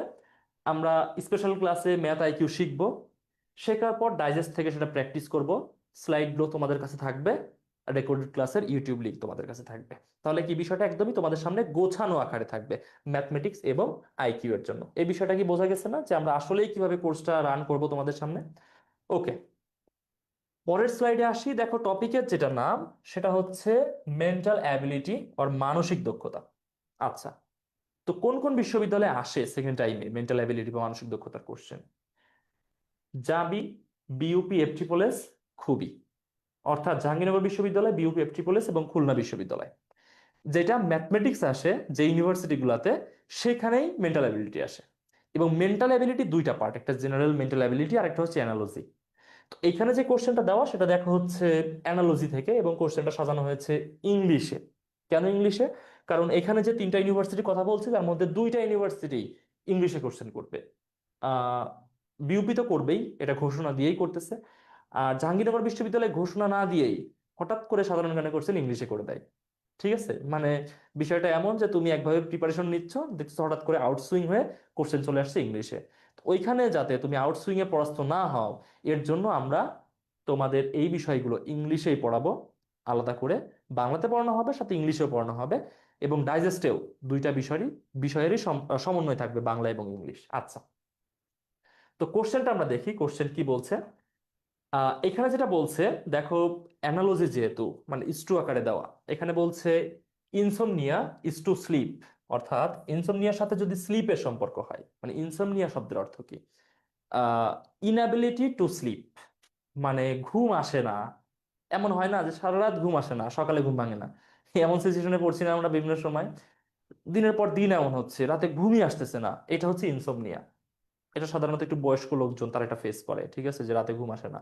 আচ্ছা, ডবল ইস্টু, অর্থাৎ আমাদের এই দিকে ওটা মেলাইতে হবে। এখানে বলতেছে কি, এমনেসিয়া ইস্টু জিজ্ঞাসা চিহ্ন। তার মানে ইনসোমনিয়ার সাথে যদি স্লিপের সম্পর্ক হয়, মানে ইনএবিলিটি টু স্লিপ, ইনসোমনিয়া। আচ্ছা, তাহলে এমনেসিয়ার সাথে কোনটা সম্পর্ক? আচ্ছা, এখানে বলছে অপশনে pain, memory, hunger or dream. আচ্ছা, তোমরা কোশ্চেন করছো দেখি স্যার সিইউ তে আরো বেশি আসে মানসিক দক্ষতা। আচ্ছা, সিইউর জন্য এটা অবশ্যই গুরুত্বপূর্ণ, আমি এটা ভুলে গেছি। CU B unit, sorry D unit, CU D unit, আমি এটা লিখে দিই এখানে, সিইউ ডি ইউনিট অবশ্যই অবশ্যই গুরুত্বপূর্ণ চট্টগ্রাম বিশ্ববিদ্যালয়ের ডি ইউনিটের জন্য। আচ্ছা, তো অ্যামনেসিয়ার সাথে কোনটার সম্পর্ক? দেখো যে এই যে আমি ভুলে গেলাম না, মানে সিইউডি ইউনিট দিতে, এটা হচ্ছে অ্যামনেসিয়া। বিষয়টা বুঝতে পারছো? মানে আমাদের যা কিছু আমরা দেখি, যা কিছু বলি, যা কিছু শুনি, যা কিছু পড়ি, এটা ভুলে যাওয়ার যে প্রবণতা, সেটাই হচ্ছে অ্যামনেসিয়া, মানে যেটা এখানে ঘটলো। কি বিষয়টা বুঝতে পেরেছো? তাহলে inability to remember or inability to recall, inability to, মানে আমাদের যে হচ্ছে মেমোরি আছে, সেই মেমোরিতে রিকল করা। তাহলে এখানে অপশন দেখো কি দেওয়া আছে, পেইন, মেমোরি, হাঙ্গার, ড্রিম। অর্থাৎ ড্রিম যদি না আসে বা স্বপ্ন তুমি যদি না দেখো রাতে ঘুমায়, সেটা অ্যামনেসিয়া না। তুমি যদি হচ্ছে পেইন সাফার না করো, সেটাও না। বা তোমার যদি ক্ষুধা না লাগে, সেটাও না। তুমি যদি মানে কোনো কিছু মনে না করতে পারো, এটা হচ্ছে অ্যামনেসিয়া। তাহলে কারেক্ট আনসার কোনটা এখানে? Option B. কোন কোন বিশ্ববিদ্যালয়ে আসে সেটা তোমরা দেখতে পারলে। না, সঠিক উত্তর ড্রিম না, সঠিক উত্তর হচ্ছে মেমোরি। ঠিক আছে, ওকে। এবার এই ক্লাসগুলো কোথায় হবে? এই ক্লাসগুলো আমাদের যে স্পেশাল ক্লাস ম্যাথ আইকিউ এর উপর, মানে এটা কিন্তু সম্পূর্ণ আলাদাভাবে এই ক্লাসগুলো নেওয়া হবে। মানে এমন হয় না যে আমরা ওই জাস্ট জিকের মধ্যে একটা দুইটা ক্লাস ম্যাথে দিয়ে দিলাম, বা জাস্ট একটা ক্লাস দিয়ে দিলাম ম্যাথ শেখার জন্য, একটা ক্লাস দিয়ে দিলাম আইকিউ এর জন্য, বিষয়টা কিন্তু এমন হবে না। অনেকগুলো ক্লাস হবে, এবং একদম মানে বান্ডিল আকারে। যে ধরো যে এই টানা এই 7 দিনের মধ্যে ক্লাসগুলো হবে, বা এই 14 দিনের মধ্যে ক্লাসগুলো হবে, বা 21 দিনের মধ্যে ক্লাসগুলো হবে, টানা হবে, যাতে তোমরা একবারে কম্প্যাক্ট ভাবে একটা বিষয় শিখতে পারো। ঠিক আছে, আচ্ছা। এবং এইটা আমরা কোথায় পাবো? মানে ক্লাস তো করলাম আমরা, পিডিএফটাও পেয়ে গেলাম স্লাইডের, রেকর্ডেড ক্লাসও পেয়ে গেলাম, প্র্যাকটিসটা করব কিভাবে? প্র্যাকটিস করার জন্য আমাদের যে ডাইজেস্ট আছে তার 7 নম্বর টপিক পার্ট বি, মানে সাধারণ জ্ঞানের তো বললামই যে পার্ট হচ্ছে দুইটা, দুইটা পার্টের মধ্যে পার্ট বি যেটা, তার 7 নম্বর টপিকে এই প্রচুর পরিমাণে মানসিক দক্ষতার সাথে অ্যানালজি এই বিষয়গুলো আলোচনা করা আছে। 8 নম্বরে আছে ম্যাথমেটিক্যাল প্রবলেমস, আর 7 নম্বরে আছে মেন্টাল অ্যাবিলিটি। তাহলে কি বিষয়টা পরিষ্কার হয়ে গেছে না আমাদের সাথে? আচ্ছা। উম ঠিক আছে, তোমাদের কোনো জিজ্ঞাসা থাকলে অবশ্যই আমাদের কমেন্টে জানাতে পারো। আমাদের 20 জুন থেকে সেকেন্ড টাইম ব্যাচের ক্লাস শুরু হবে। কোশ্চেন অ্যানালাইসিস ক্লাস হবে। এবং ফার্স্ট টাইম ব্যাচে কোশ্চেন অ্যানালাইসিস হচ্ছে, আমি যেটা তোমাদেরকে বলেছি বিষয়টা একটু খেয়াল করো, যে ফার্স্ট টাইম ব্যাচের কোশ্চেন অ্যানালাইসিস শুরু হয়েছে, তোমাদেরকে বলিনি। যে এটা তোমাদের বললাম যে ফার্স্ট টাইম ব্যাচের কোশ্চেন অ্যানালাইসিস হয়ে যাচ্ছে, এর জন্য তোমাদেরও এখন কোশ্চেন অ্যানালাইসিস করার সময় চলে এসেছে। 20 জুন থেকে আমাদের হচ্ছে ক্লাস শুরু হবে। দেখো মে তো শেষ হয়ে গেছে, ঈদ সামনে, ঈদের পরেই আমরা সেকেন্ড টাইমের ক্লাস শুরু করব ইনশাল্লাহ, এবং আশা করি প্রথম ক্লাস থেকে তোমাদের সবাইকে পাবো আমাদের সেকেন্ড টাইম ব্যাচ। আচ্ছা স্যার, যারা ডাইজেস্ট ছাড়া ভর্তি হয়েছে তারা কি এখন ডাইজেস্ট নিতে পারবে সেকেন্ড টাইমার?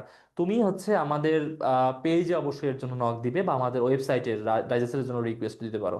বাট পেজে নক দিলে আশা করি তোমাদের ডাইজেস্টের সাথে বিষয়টা অ্যাড করে দেওয়া হবে, এবং ডাইজেস্টের জন্য অ্যাডিশনাল যে চার্জটা আছে সেটা অবশ্যই সেখানে পে করতে হবে। ওকে, তাহলে আমরা এই বিষয়টা দেখতে পারলাম।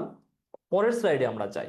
দেখো পরের স্লাইডে আবারও যে বিষয়টা আনা হয়েছে সেটা হচ্ছে শিল্প সাহিত্য সংস্কৃতি চিত্রকর্ম, মানে এই টপিকটা আবার আনা হয়েছে এর জন্য যে এখান থেকে অন্য ধাঁচেরও কোশ্চেন হয়।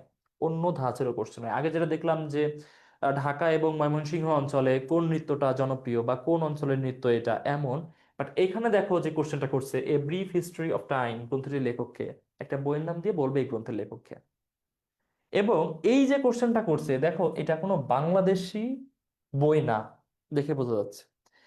এমন কোশ্চেন সেকেন্ড টাইম সব বিশ্ববিদ্যালয় করতে পারে, বাট স্পেসিফিক ভাবে এই ধরনের টেন্ডেন্সি থাকে বিইউপির, যে বাইরের দেশের বিখ্যাত রাইটারদের বইয়ের নাম দেওয়া। বিইউপিতে এই টেন্ডেন্সি প্রচুর প্রচুর থাকে, মানে দেখা যাচ্ছে বিশ্ববিখ্যাত একজন ব্যক্তি, বিশ্ববিখ্যাত রাইটার, বিশ্ববিখ্যাত সায়েন্টিস্ট, বা নোবেল বিজয়ী কোনো একজন, তাদের লেখা বইয়ের নাম সাধারণত বিউপি প্রচুর পরিমাণে রেকমেন্ড করে, মানে পরীক্ষার জন্য, এবং আসেও। আচ্ছা, তো a brief history of time গ্রন্থটির লেখককে, Albert Einstein, Richard Feynman, Carl Sagan, নাকি স্টিফেন হকিং? কে? দেখ, চারজন যে ব্যক্তির নাম দেওয়া, আল্লাহর রহমতে চারজনের কেউই বাংলাদেশের না, বাইরের দেশেরই। এবং আমরা দেখেই বুঝতে পারতেছি যে এই বই বাংলাদেশের কেউ লেখেন। A brief history of time গ্রন্থটির লেখক কে? তোমরা যারা আমাদের সাথে যুক্ত আছো অবশ্যই চাইলে কমেন্টে উত্তর বলতে পারো, এতে তোমাদেরও একটু যাচাই হলো যে লেখাপড়াটা আসলে ঠিকঠাক মনে আছে কিনা, আগের বছরের লেখাপড়াটা অবশ্যই করতে পারো। এবং অন্যান্য যে কোনো জিজ্ঞাসা থাকলে সেটা অবশ্যই আমাদের এখানে জিজ্ঞাসা করতে পারো। আচ্ছা, তো এইটা যে অপশনগুলো দেওয়া, এটা দেখো তথ্যমূলক কোশ্চেন। এখানে তুমি চিন্তা ভাবনা করে এই অপশনটা কেন ঠিক না, এই অপশনটা কেন ঠিক না, এই অপশনটা কেন ঠিক না, এটা চিন্তা করার খুব বেশি সুযোগ নাই। কারণ এটা তথ্য। তোমাকে যদি বলা হয় তোমার নাম কি, তুমি তোমার নামটাই তো বলবা, এটা জাস্ট তথ্য। বাকিগুলো চিন্তা করার তোমার সুযোগ নাই। তো এখানেও বিষয়টা এমন, যে এমন তথ্যমূলক কোশ্চেনে তোমাকে একটাকে পিক করতে হবে এবং তথ্যটা স্পেসিফিক ভাবে জানতে হবে। তো এখানে যে অপশনগুলো দেওয়া, এর মধ্যে স্টিফেন হকিং হচ্ছে কারেক্ট আনসার। বাকিগুলো কেন নয়, কেন আলবার্ট আইনস্টাইনের ব্রিফ হিস্ট্রি অফ টাইমের লেখক নন, এটা কিন্তু বোঝানোর বা বোঝার সুযোগ কম। এগুলো তথ্য, তথ্যগুলোই তোমাদেরকে মনে রাখতে হবে। এবং এখানে কারেক্ট আনসার হচ্ছে স্টিফেন হকিং। আহ, এবং এইটা আমরা কোথায় গিয়ে পড়বো? এটা এর আগে যেটা বলা হয়েছে লেকচার 26-এ, মানে এই টপিক থেকে আরো একটা কোশ্চেন আমরা দেখেছিলাম, লেকচার 26-এ এটা পড়া হবে। লেকচার 26-এ আমরা এর সাথে সাথে শিল্প সাহিত্য সংস্কৃতির সাথে সাথে পূর্বনাম, সংবাদপত্র, সংবাদ মাধ্যম ও খেলাধুলা, এগুলো তো দেখবোই। এবং ডাইজেস্টের 36 নম্বর টপিকে গিয়ে আমরা এই রিলেটেড সব এমসিকিউ গুলো পেয়ে যাব, 36 নম্বর টপিকে গিয়ে। তাহলে দেখো বিষয়টা কেমন হচ্ছে। আগেই টপিকটা আলোচনা করা হয়েছে আরো একটা এমসিকিউ এর জন্য, যে একদম কমপ্লিটলি তোমাদের যা কিছু দরকার, printed digest, PDF slide, recorded class, এবং প্রত্যেকটা গুরুত্বপূর্ণ টপিকের উপর ক্লাস, এটাই হবে আমাদের তোমাদের সাথে এই সেকেন্ড টাইম ব্যাচের রোড ম্যাপ। আচ্ছা, এবং তোমরা অনেকে কমেন্টে জিজ্ঞাসা করেছো যে এই ইউনিভার্সিটি নিয়ে একটু বলেন, খুলনা বিশ্ববিদ্যালয় নিয়ে একটু বলেন, কুমিল্লা বিশ্ববিদ্যালয় নিয়ে একটু বলেন। এগুলো নিয়েও বলা হবে, এটা হচ্ছে আমাদের ওভারঅল সব বিশ্ববিদ্যালয়ের জন্য। এবং আমরা এরপর এরপর কি করব, যে আলাদা আলাদা বিশ্ববিদ্যালয়ের গুরুত্বপূর্ণ টপিক এবং সেগুলো আমরা কিভাবে পড়বো, এগুলো নিয়ে আমাদের আলাদা পড়া হবে, ফ্রি লাইভ ক্লাস হবে। আচ্ছা, তাহলে এই বিষয়টা আশা করি তোমাদের পরিষ্কার হয়ে গেছে। এবার পরের যে টপিকটা আছে দেখো, কৃত্রিম বুদ্ধিমত্তা ও বৈজ্ঞানিক আবিষ্কার, এআই অ্যান্ড সায়েন্টিফিক অ্যাচিভমেন্ট। এই কোশ্চেনটা সব ইউনিভার্সিটি হয়তো করবে না, এখানে লেখা সেকেন্ড টাইম সকল বিশ্ববিদ্যালয়, কিন্তু দেখো এখানে বলা বিশেষ বিইউপি, অর্থাৎ সব বিশ্ববিদ্যালয় এই এআই থেকে, আর্টিফিশিয়াল ইন্টেলিজেন্স থেকে বা সাইন্টিফিক অ্যাচিভমেন্ট থেকে সব সময় কোশ্চেন করে না, বাট বিইউপি করে, এই জাতীয় কোশ্চেন বিইউপি করে। আচ্ছা, যেমন বললো এআই এর জনক, ফাদার অফ এআই হিসেবে কাকে ধরা হয়? আচ্ছা, এই কোশ্চেনটা বিইউপি ছাড়াও অন্য একটা ইউনিভার্সিটিতে এসেছে একবার, এই কোশ্চেনটা প্রিভিয়াস কোশ্চেন থেকে না একটা কোশ্চেন। তবে বিইউপি দেখা যাচ্ছে যে আরো একটু ডিপে গিয়ে কোশ্চেন করে, এবং এআই থেকে বা বিইউপি যেটা খেয়াল রাখে যে আসলে স্টুডেন্ট ফ্রেন্ডলি টেকনোলজিক্যাল ডেভেলপমেন্ট যেগুলা, সেগুলা থেকে কোশ্চেন একটা দেওয়া অ্যাটলিস্ট এটা করে তারা। আচ্ছা, তো এখানে অপশন দেখো, চার্লস ব্যাবেজ, অ্যালেন টুরিং, জন ম্যাককার্থি, মার্ভিন মিন্সকি। কোনটা সঠিক উত্তর তোমরা হচ্ছে চাইলে এখানে বলতে পারো। উম, রিফাত বলছো John McCarthy, Tanzina Akter, sir answer D হবে। আর তোমরা একটু প্লিজ এটা মেনশন করবা যে তুমি কত নম্বর কোশ্চেনের উত্তর করছো, মানে ধরো তুমি উত্তর বলছো ডি, তাহলে এটা কত নম্বর স্লাইড? ও আচ্ছা, এখানে তো নম্বরও নাই, একটু উত্তরটা লিখে দিও, ঠিক আছে? এতে সুবিধা হবে কি, এই যে যেমন রিফাত লিখেছে জন ম্যাকার্থি, মানে আমি বুঝতে পারবো যে তুমি কোন কোশ্চেনের উত্তর বলছো। এটা হয় যে নেটওয়ার্কের যে ব্যাপারটা থাকে, যে আমি যখন যে স্লাইডে আছি তোমার কাছে একই টাইমে সেই স্লাইড নাও থাকতে পারে, হ্যাঁ, মানে একটু মানে কম বেশি হয়ে যায়, তখন আমি আসলে বুঝতে পারবো না যে তুমি কোনটার উত্তর বলছো। হ্যাঁ, তুমি একটু উত্তরটা লিখে দেওয়ার চেষ্টা করবা। আইসিটি ফার্স্ট অধ্যায় থেকে পড়ানো হচ্ছে। হ্যাঁ, আইসিটিতে এই বিষয়টা অবশ্যই আছে যে এআই এর জনককে। তো সঠিক উত্তর হচ্ছে যে জন ম্যাকার্থি। এটা একদমই তথ্যমূলক কোশ্চেন, আলোচনা করার খুব বেশি কিছু নাই। এবং দেখো যে এই জন ম্যাকার্থির সাথে কিন্তু অনেকেই ছিলেন, মানে আর্টিফিশিয়াল ইন্টেলিজেন্সের ডেভেলপমেন্টের একদম শুরুর দিক থেকে, কিন্তু সব থেকে বেশি আলোচনা এসেছেন জন ম্যাকার্থি, যে কারণে তাকেই ফাদার অফ এআই হিসেবে কল্পনা করা হয়। তো আমাদের যে কোর্স প্ল্যান থাকবে, সেখানে 27 নম্বর ক্লাসে গিয়ে বেসিক আইসিটি নামে একটা ক্লাস থাকবে আমাদের। তো দেখো আমাদের আইসিটি ক্লাস কিন্তু হবে দুই ভাবে। একটা হচ্ছে আমাদের টেক্সট বুক আইসিটি, মানে টেক্সট বইয়ে যে আইসিটিটা আছে ঠিক সেভাবে। আরেকটা যে ক্লাস হবে সেটা হচ্ছে বেসিক আইসিটি, মানে আইসিটির যে রিসেন্ট ডেভেলপমেন্ট, আইসিটির সাথে সাইন্টিফিক অ্যাচিভমেন্ট, এই সব বিষয়গুলো নিয়ে আমাদের আলাদা একটা ক্লাস হবে, মানে আইসিটির একদমই খুঁটিনাটি বিষয় নিয়ে। আর টেক্সট বুক কেন্দ্রিক যে পড়াটা হবে সেটা আমাদের অন্য লেকচারে। ফাইন, ওকে। এবং এটা আমরা যখন হচ্ছে ডাইজেস্টে খুঁজতে যাব, তখন আমরা দেখব টপিক 5 এবং টপিক 6, এই দুইটা টপিকে, এবং সেটা পার্ট বিতে, হ্যাঁ পার্ট বিতে, ডাইজেস্টের পার্ট বিতে এই দুইটা টপিকের মধ্যে দেখব এই বিষয়টা আলোচনা করা আছে। তাহলে কৃত্রিম বুদ্ধিমত্তা বৈজ্ঞানিক আবিষ্কার, এই টপিকটা দেখতেছো যে অনেক বিশ্ববিদ্যালয় এখান থেকে কোশ্চেন হয়, বিশেষত বিউপিতে অবশ্যই হয়, এবং সেটা হচ্ছে আমাদের 27 নম্বর লেকচারে থাকবে। এবং ডাইজেস্টের 5 এবং 6 নম্বর টপিক যেটা আছে পার্ট বিতে সেখানে থাকবে। আচ্ছা, এবার আমরা যাই পরের স্লাইডে। পরের স্লাইডে আমরা দেখতেছি যে আইসিটি ও কম্পিউটার বিজ্ঞান, এখান থেকে একটা কোশ্চেন দেখো। আইসিটি ও কম্পিউটার বিজ্ঞান, মানে ওইখানে যেটা ছিল সেটা হচ্ছে বেসিক আইসিটি, ঠিক আছে? আর এটা হচ্ছে আইসিটি ও কম্পিউটার বিজ্ঞান। যেমন দেখো এটা তোমাকে এখানে ফলো করতে হবে তোমার আইসিটি টেক্সট বুক, ঠিক আছে? এখানে যে কোশ্চেন করছে দেখো, মেশিন লার্নিং কিভাবে কাজ করে। মেশিন লার্নিং কিভাবে কাজ করে দেখো, এগুলো একদম টেক্সট বুকের পড়া আইসিটি, তাই না? অপশনে দেওয়া কোডিং ছাড়া, মানুষের নির্দেশ ছাড়া, পূর্বের তথ্য থেকে শেখে, হার্ডওয়্যার কাজ করে। হার্ডওয়্যারে কাজ করে। দেখো মেশিন লার্নিং মানে কি, লার্নিং মানে আমরা কি বুঝি? লার্নিং মানে হচ্ছে কোনো কিছু শেখা, তাই না? আর মেশিন লার্নিং মানে কি? মেশিন মানে কি যন্ত্র, তাহলে যন্ত্র যেভাবে শেখে সেটাকে বলা হয় মেশিন লার্নিং। ফাইন। আচ্ছা, তাহলে যন্ত্র কিভাবে শেখে? যন্ত্র কি হিউম্যান ব্রেনের মতো আসলেই চিন্তা করতে পারে? কিছুটা পারে, পুরাটা পারে না। যেমন যন্ত্র তো নিজে নিজে বই পড়তে পারে না, তাই না? বাট হিউম্যান ব্রেন নিজে নিজে বই পড়তে পারে, ডিফারেন্স আছে। তাহলে সে শেখে কি করে? সে শেখে হচ্ছে মূলত মানুষের নির্দেশ ছাড়া না, অবশ্যই মানুষের নির্দেশ প্রয়োজন হয়, মেশিন জীবনেও একা কাজ করতে পারে না। কোডিং ছাড়া, কোডিং ছাড়া ইটস ইম্পসিবল, মানে মেশিন যে প্রোগ্রাম করে, এটা প্রোগ্রামটা করেই হচ্ছে কোডিং এর মাধ্যমে। হার্ডওয়্যারে কাজ করে, নেভার। মেশিন শেখে সবসময় সফটওয়্যারে, নেভার হার্ডওয়্যারে। ধরো যে তোমার ফোনে বা তোমার হচ্ছে ল্যাপটপে বা অন্য কোনো আইটি ডিভাইসে কোনো সফটওয়্যার রান করতেছে না রাইট অ্যাট দিস মোমেন্ট, এখানে কি কোন মেশিন লার্নিং হবে? সে কি তোমার সাথে রেসপন্স করতে পারবে? কোনো এআই টুল রেসপন্স করতে পারবে? পারবে না। অবশ্যই সফটওয়্যারে কাজ করে, হার্ডওয়্যারে না। মূলত সে শেখে হচ্ছে পূর্বের তথ্য থেকে।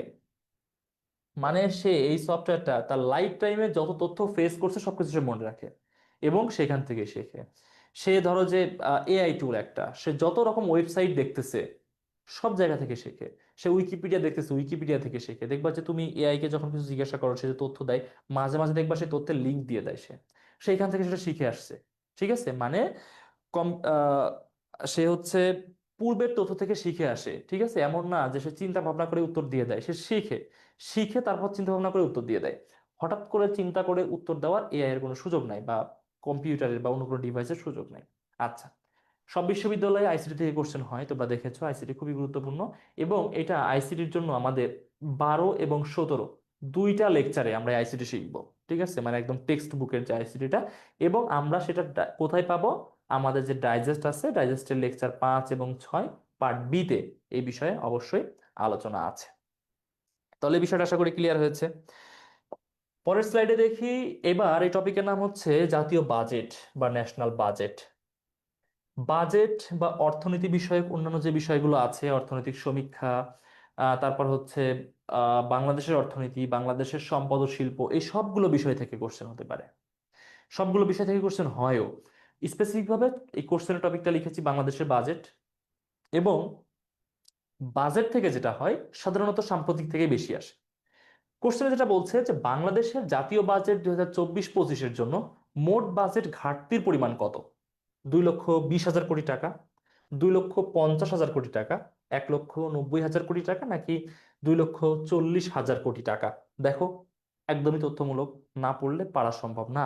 আচ্ছা, তো এই বিষয়টা আমরা, যেহেতু সাম্প্রতিকের কোশ্চেন, সাম্প্রতিকের জন্য আমাদের অ্যাডিশনাল একটা বিষয় থাকবে, সেটা হচ্ছে কুইক জিকে উইথ সাকিব নামে একটা বই হচ্ছে এখানে পাওয়া যাবে। এবং এই বইটা থেকে তোমরা অবশ্যই সাম্প্রতিকের প্রত্যেকটা বিষয় পড়তে পারবে। আর আলাদাভাবে আমরা হচ্ছে অর্থনীতি বিষয়ক যা কিছু আছে, অর্থনৈতিক সমীক্ষা, বাংলাদেশের অর্থনীতি, বাজেট, বাংলাদেশের সম্পদ ও শিল্প, এই সব কিছু পড়বো হচ্ছে কোর্স প্ল্যানের 23 নম্বর লেকচারে। এবং এটা ডাইজেস্টের কত নম্বর টপিকে পেয়ে যাব আমরা? 27 নম্বর টপিকে পেয়ে যাব। সঠিক উত্তর কোনটা এই কোশ্চেনের?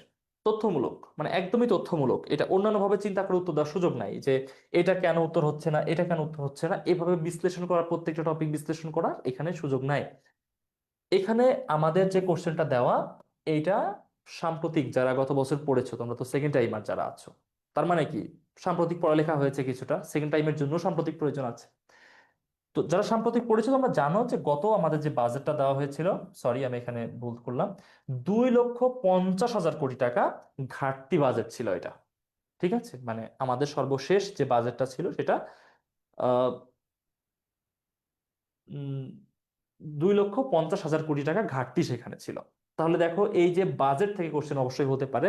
এর বাইরে অর্থনৈতিক সমীক্ষা থেকে কোশ্চেন হয়, বাংলাদেশের অর্থনীতি থেকে কোশ্চেন হবে, বাংলাদেশের সম্পদ ও শিল্প থেকে কোশ্চেন হবে। তাহলে সেটা আমরা পড়তে পারবো কোথায়? 23 নম্বর লেকচারে। এবং 27 নম্বর টপিকের ডাইজেস্টে আমরা এই জাতীয় সব এমসিকিউ পেয়ে যাব। ফাইন।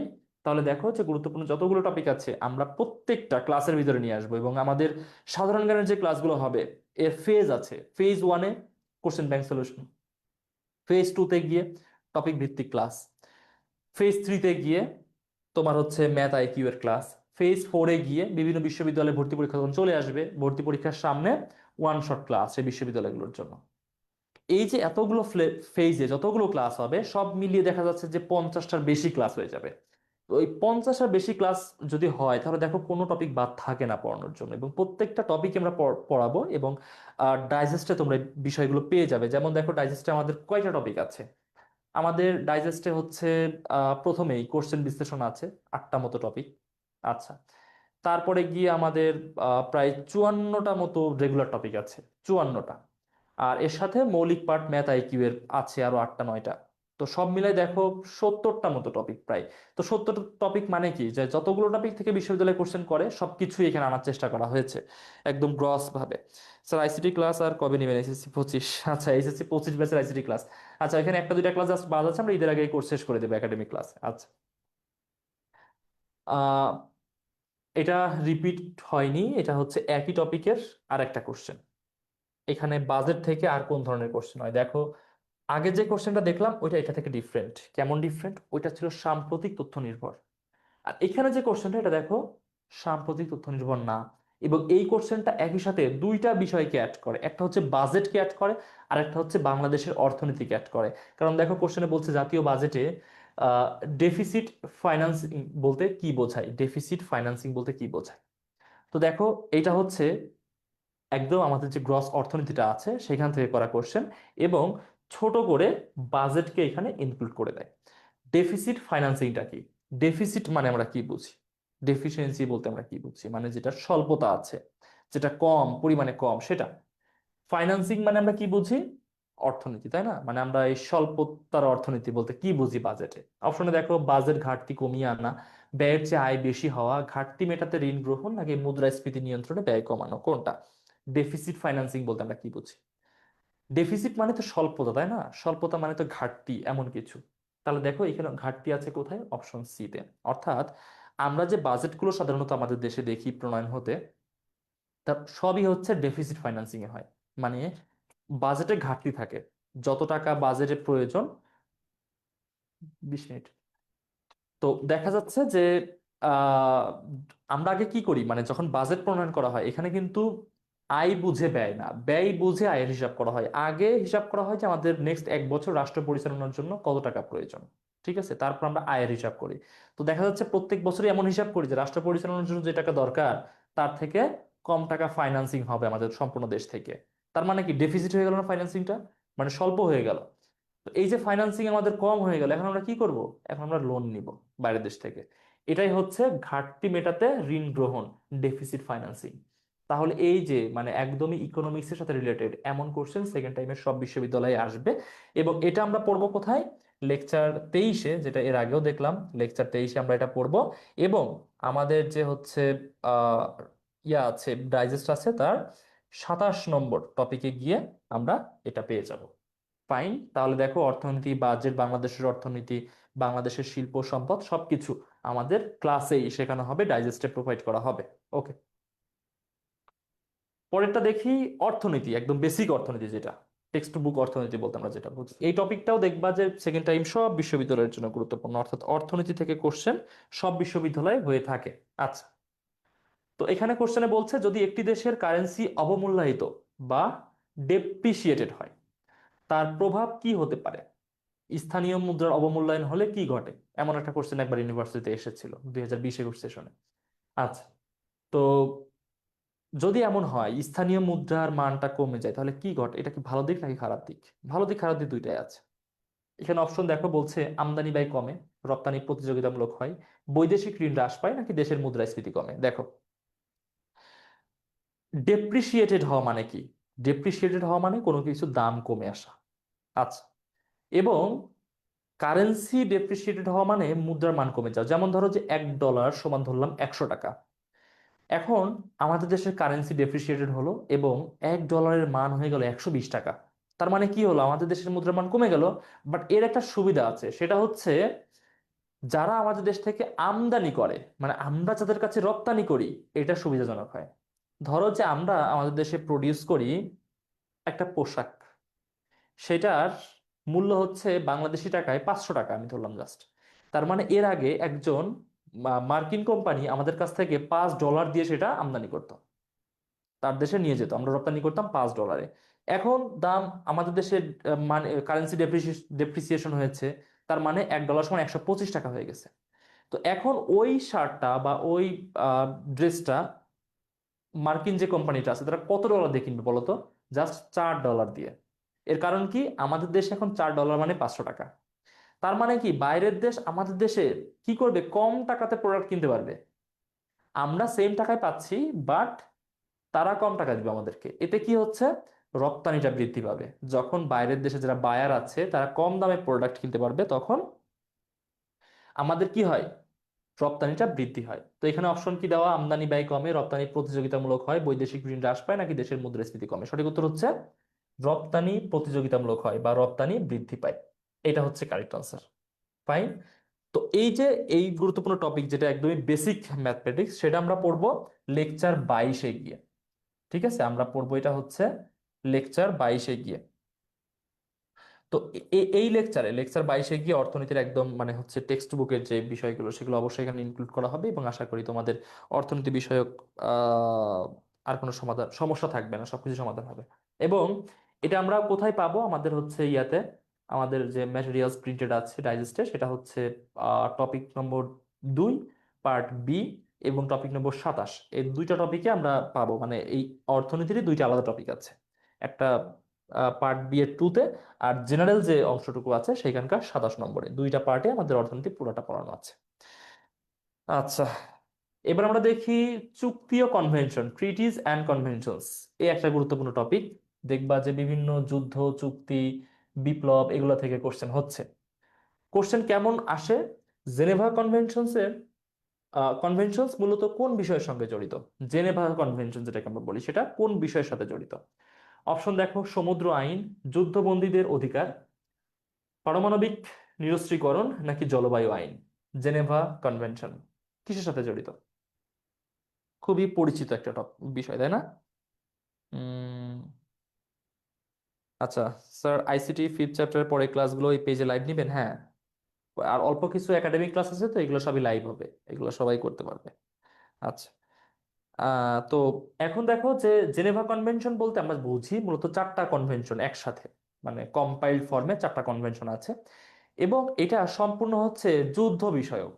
মানে যখন একটা যুদ্ধ হবে, সেইখানে যা সিভিলিয়ান আছে তাদের নিরাপত্তা, ওই যুদ্ধে যেসব সেনা আহত হবে তাদের নিরাপত্তা, ওই যুদ্ধে যেসব সেনা নিহত হবে তাদের লাশ কিভাবে হস্তান্তর করা হবে সেটা, এবং ওই যুদ্ধে যেসব সিভিলিয়ান আহত বা নিহত হবে তাদের নিরাপত্তা, এইসব বিষয়গুলো, এবং যুদ্ধবন্দীদের বিষয়গুলো। তাহলে দেখো, জেনেভা কনভেনশন মূলত ডিল করে যেটা নিয়ে, সেটা হচ্ছে যুদ্ধবন্দীদের অধিকার। ধরো যে বাংলাদেশ কোনো দেশের সাথে যুদ্ধে জড়ালো এবং বেশ কিছু সেনা এখানে আটক হলো, তো আমরা তাদের সাথে যা ইচ্ছা তাই ট্রিট করতে পারবো না, কারণ আমরা জেনেভা কনভেনশনে স্বাক্ষরকারী একটা দেশ। ঠিক আছে, বাট 1971 সালে আমরা জেনেভা কনভেনশনের স্বাক্ষরকারী দেশ ছিলাম না। তখন আমরা চাইলে পাকিস্তানি বন্দি সেনাদের সাথে মানে ইচ্ছা মতো বিহেভ করতে পারতাম, বাট এখন আর সেই সুযোগ নাই। আমরা একটা কনভেনশনে স্বাক্ষর করেছি, সেটা হচ্ছে কি? যুদ্ধবন্দীদের অধিকার বিষয়ক জেনেভা কনভেনশন। তাহলে এমন বিভিন্ন কনভেনশন আছে না? জলবায়ু বিষয়ে কত চুক্তি আছে? প্যারিস চুক্তি, কিয়োটো প্রোটোকল, এমন আহ, অনেক চুক্তি আছে জলবায়ু বিষয়ক। তারপর দেখো, দুইটা বিশ্বযুদ্ধ হয়েছে, সেখানে অনেকগুলো চুক্তি হয়েছে। ভার্সাই চুক্তি তোমরা পড়েছো ফার্স্ট টাইমেই হয়তোবা, প্রথম বিশ্বযুদ্ধের পরে। তারপর দেখবা যে হচ্ছে বিভিন্ন দেশের মধ্যে সীমান্ত চুক্তি, আহ সমুদ্র চুক্তি, তারপর হচ্ছে দেখো বাংলাদেশ ভারতের মধ্যে পানি চুক্তি হয়েছে অনেক। তো এই যত চুক্তি এবং কনভেনশন আছে, এগুলো থেকে বিশ্ববিদ্যালয়ে কোশ্চেন হতে পারে। এবং এইগুলো আমরা পড়বো কোথায় গিয়ে? লেকচার 14, বিশ্বের নানা চুক্তি, বিরোধপূর্ণ অঞ্চল এবং বিরোধের ইতিবৃত্ত। অর্থাৎ চুক্তি কখন হয়? যখন কোনো বিরোধ বাধে, কোনো সমস্যা দেখা দেয়, তখনই তো চুক্তি করতে হয়। এমনিতে বিনা কারণে গিয়ে চুক্তি করার কোনো কারণ থাকে না। তো সেই বিষয়গুলো আমরা পড়বো হচ্ছে 23 নম্বর লেকচার 14-তে গিয়ে। এবং এটা আমরা ডাইজেস্টে কোথায় পাবো? ডাইজেস্টে পাবো 21 নম্বর টপিকে, এর বিস্তারিত এমসিকিউ। মানে আমাদের ডাইজেস্ট হচ্ছে একদমই এমসিকিউ এর কম্পাইলেশন। সব এমসিকিউ সেখানে দেওয়া আছে তোমাদের, যেগুলো ভর্তি পরীক্ষার জন্য উপযোগী। ওকে, পরের স্লাইডে যাই। যুদ্ধ, বিপ্লব ও বিশ্ব নেতৃত্ব। পৃথিবীতে যতগুলো যুদ্ধ হয়েছে, তোমরা যারা ইন্টারমিডিয়েটে ইতিহাস পড়েছো বা ইসলামের ইতিহাস পড়েছো, সেখানে দেখবে বিভিন্ন যুদ্ধ নিয়ে আলোচনা করা আছে। তো এই যুদ্ধগুলো থেকে বিশ্ববিদ্যালয়ে কোশ্চেন হতে পারে। এবং সাম্প্রতিক যদি কোনো যুদ্ধ হয়, সেগুলো থেকে তো অবশ্যই, যেমন রাশিয়া ইউক্রেন যুদ্ধ হলো কয়েক বছর আগে, 3 বছর আগে, তখন কিন্তু বিশ্ববিদ্যালয়গুলোতে রাশিয়া ইউক্রেন যুদ্ধ নিয়ে কোশ্চেন হয়েছে। তারপর দেখো যে প্যালেস্টাইন ইসরায়েল যখন সংঘাত হয়েছে, সেখান থেকে কোশ্চেন হয়েছে। হ্যাঁ, তো এইসব বিষয়গুলো সবসময়ই বিশ্ববিদ্যালয়ে আসে, পরীক্ষাতে আসে। আচ্ছা, এবং তোমাদের ইতিহাস, ইসলামের ইতিহাস বইতে যে যুদ্ধগুলোর কথা বলা আছে, সেগুলাও সমান হারে গুরুত্বপূর্ণ বিশ্ববিদ্যালয় ভর্তি পরীক্ষার জন্য। আচ্ছা, তো এখানে যে কোশ্চেনটা দেওয়া, কোশ্চেনটা বলছে দেখো, ফরাসি বিপ্লবের সময় 3টি প্রধান দফা কোনটি ছিল না? মানে 3টা প্রধান দফার মধ্যে কোনটি ছিল না? এখন দেখো, তোমাকে বলবে না যে ফরাসি বিপ্লব কত সালে হয়, বলতেও পারে, বাট এমন নর্মাল কোশ্চেন সাধারণত কম হয়। এমন কোশ্চেন আসছেও, ঠিক আছে, কি বলবো, এটা আসছেও যে 1799 সালে ফরাসি বিপ্লব হয়, এটা আসছেও বিভিন্ন ভর্তি পরীক্ষা। বাট দেখা যায় যে এইসব যুদ্ধ বিপ্লব থেকে একটু মানে ঘুরিয়ে পেঁচিয়ে কোশ্চেন করে। যেমন তোমাকে বলবে রাফা সীমান্ত কোথায় অবস্থিত? পশ্চিম তীর বলতে পশ্চিম তীর কোথায় অবস্থিত? ঠিক আছে, বলবে যে রাশিয়ার উত্তরাঞ্চলে সব থেকে মানে বৃহত্তম শহরের নাম কি? বলবে। ঠিক আছে, বা ইউক্রেনের প্রধান সামরিক ঘাঁটির নাম কি? এমন কোশ্চেন করবে। মানে একদম ডিরেক্ট তথ্যে না গিয়ে একটু সাইডে গিয়ে, মানে একটু ইনসুইং আউটসুইং থাকবে কোশ্চেনের মধ্যে যুদ্ধ বিপ্লব থেকে। তো ফরাসি বিপ্লবের সময় যে তিনটা প্রধান দফা ছিল বা তিনটা তাদের মানে একদমই যে বিষয়গুলোকে সামনে নিয়ে এসে বিপ্লবটা সংগঠিত হয়েছিল সেটা হচ্ছে কি, এখানে যে চারটা অপশন দেওয়া: স্বাধীনতা, সমতা, ভ্রাতৃত্ব। সমতাকে তোমরা বিভিন্ন জায়গাতে সাম্য পড়েছো তাই না, বইতে অনেক জায়গাতে সাম্য লেখা আছে, তো আমি এখানে সাম্য লিখে দিলাম। তো সাম্য, ভ্রাতৃত্ব, স্বাধীনতা, এই তিনটা বিষয় ছিল কি ফরাসি বিপ্লবের একদমই মূল কথা। তাহলে বাকি যেটা আছে সাম্রাজ্যবাদ, সাম্রাজ্যবাদ ফরাসি বিপ্লবের মূল সুর ছিল না, বা প্রধান যে তিনটা দফা তার মধ্যে ছিল না। তাহলে সঠিক উত্তর হচ্ছে সাম্রাজ্যবাদ। সব বিশ্ববিদ্যালয়ের জন্য যুদ্ধ বিপ্লব এগুলো গুরুত্বপূর্ণ, এবং এটা আমাদের 13 নম্বর লেকচারে আছে। আমাদের যে হচ্ছে নিয়মিত লেকচার হবে তার 13 নম্বর লেকচারে আছে। সেখানে কি পড়বো? পৃথিবী ও প্রাচীন সভ্যতার ইতিহাস, বিভিন্ন বিপ্লব। তাহলে দেখো, প্রাচীন সভ্যতার ইতিহাস পড়তে হবে। দেখো সেই যে হচ্ছে আজটেক সভ্যতা, মায়া সভ্যতা, হ্যাঁ এগুলো তো সারা বিশ্বের প্রাচীন সভ্যতা। তাছাড়া বাংলাদেশের যেসব সভ্যতাগুলো আছে, আবার আরব বিশ্বের সভ্যতা যেগুলো আছে, মিশরীয় সভ্যতা, সুমেরীয় সভ্যতা, হ্যাঁ, আহ, গ্রিক সভ্যতা, এই যত প্রাচীন সভ্যতা আছে, তারপর হচ্ছে এই যে আমাদের ভারতবর্ষের যে প্রাচীন সভ্যতা, চৈনিক সভ্যতা, সব সভ্যতা, সভ্যতার কাল বিবর্তনে বিভিন্ন যুদ্ধ হয়েছে, বিপ্লব হয়েছে, সেসব বিপ্লব সবকিছু এই 13 নম্বর লেকচারে থাকবে। এবং আমাদের ডাইজেস্টের 19 নম্বর টপিকে তোমরা এই সম্পূর্ণ বিষয়ের এই যে বিভিন্ন প্রাচীন সভ্যতা এবং সভ্যতার সংঘাতই হচ্ছে বিপ্লব, সভ্যতার সংঘাতই হচ্ছে যুদ্ধ, সেগুলো নিয়ে আমরা সব এমসিকিউ পেয়ে যাব টপিক নম্বর 19-এ। ওকে, পরের যে টপিকটা আমরা দেখবো জাতিসংঘ ও আন্তর্জাতিক সংগঠন, ইউএন অ্যান্ড ইন্টারন্যাশনাল অর্গান। আচ্ছা, তো দেখো জাতিসংঘ বা এই জাতীয় আন্তর্জাতিক যেসব সংগঠন আছে, এগুলা থেকে কোশ্চেন হয়নি এমন ইউনিভার্সিটির জন্ম বাংলাদেশে হয়। ভর্তি পরীক্ষাতে তারা এই টপিক নিবেই, এই টপিকে তারা কোশ্চেন করবে। আচ্ছা, তো আচ্ছা, আহসান আহমেদ মুন্না বলছো ভ্রাতৃত্ব মানে মৈত্রী। হ্যাঁ, এই বিষয়টা একটু অ্যাড করে দিই যে সমতাকে সাম্য বলা হয় অনেক জায়গাতে, আর ভ্রাতৃত্ব যেটা সেটাকে হচ্ছে মৈত্রী বলা হয়। ঠিক আছে, মৈত্রী। তো সাম্য, মৈত্রী, স্বাধীনতা এভাবে বলা হয়, বা সমতা, ভ্রাতৃত্ব, স্বাধীনতা এভাবে বলা হয়। মানে দেখো, তারা তো আর বাংলাতে আন্দোলন করেনি, বাংলা ভাষাতে কথা বলেনি, তারা বলছে ফরাসি ভাষাতে, সেটা বাংলা বিভিন্ন বইতে ট্রান্সলেট করা হয়েছে বিভিন্ন ভাবে। তো তোমরা হচ্ছে সমার্থক বিভিন্ন শব্দ পেয়ে যাবে কোশ্চেন। ওকে, তো জাতিসংঘ ও আন্তর্জাতিক সংগঠন, এটা কোনো অবস্থাতেই বাদ দিতে পারবে না তোমরা যে সেকেন্ড টাইমার আছো, ইভেন যারা ফার্স্ট টাইমার তারা। জাতিসংঘ ডিরেক্টলি জাতিসংঘ থেকে কোশ্চেন করতে পারে, তার অঙ্গ সংগঠন থেকে করতে পারে, বা জাতিসংঘ টাইপের, জাতিসংঘ টাইপের না, মানে জাতিসংঘর মতো কাজ করে বিভিন্ন আঞ্চলিক সংগঠন। যেমন দেখো যে আমাদের দক্ষিণ এশিয়াতে সার্ক আছে, উন্নত বিশ্বের দেশগুলো নিয়ে G7 আছে, দক্ষিণ পূর্ব এশিয়ার দেশগুলো নিয়ে আসিয়ান আছে, তারপর দেখো যে সামরিক বিভিন্ন জোট আছে, আমরা দেখি ন্যাটো, ওয়ারসো প্যাক্ট, এই জাতীয় সংগঠনগুলো আছে। এগুলা থেকে বিশ্ববিদ্যালয়ে কোশ্চেন হয়, কোশ্চেন করে থাকে। জাতিসংঘ থেকে কোন ধরনের কোশ্চেন হতে পারে, একটা স্যাম্পল কোশ্চেন দেওয়া আছে এখানে। 1945 সালে জাতিসংঘের চার্টার স্বাক্ষরিত হয় কোন শহরে? অপশন দেখো: San Francisco, Washington DC, London নাকি প্যারিস। কোথায়? জাতিসংঘ সনদ বা ইউএন চার্টার যেটাকে বলা হয়, জাতিসংঘ চার্টার কোথায় স্বাক্ষরিত হয়? San Francisco, Washington DC, London নাকি প্যারিস, কোথায়? আচ্ছা, সঠিক উত্তর হচ্ছে সান ফ্রান্সিসকো। একদমই তথ্যমূলক, ঠিক আছে, এগুলা তথ্য দেখে আমাদেরকে চিনতে হবে। সান ফ্রান্সিসকোতে জাতিসংঘ চার্টার স্বাক্ষরিত হয়।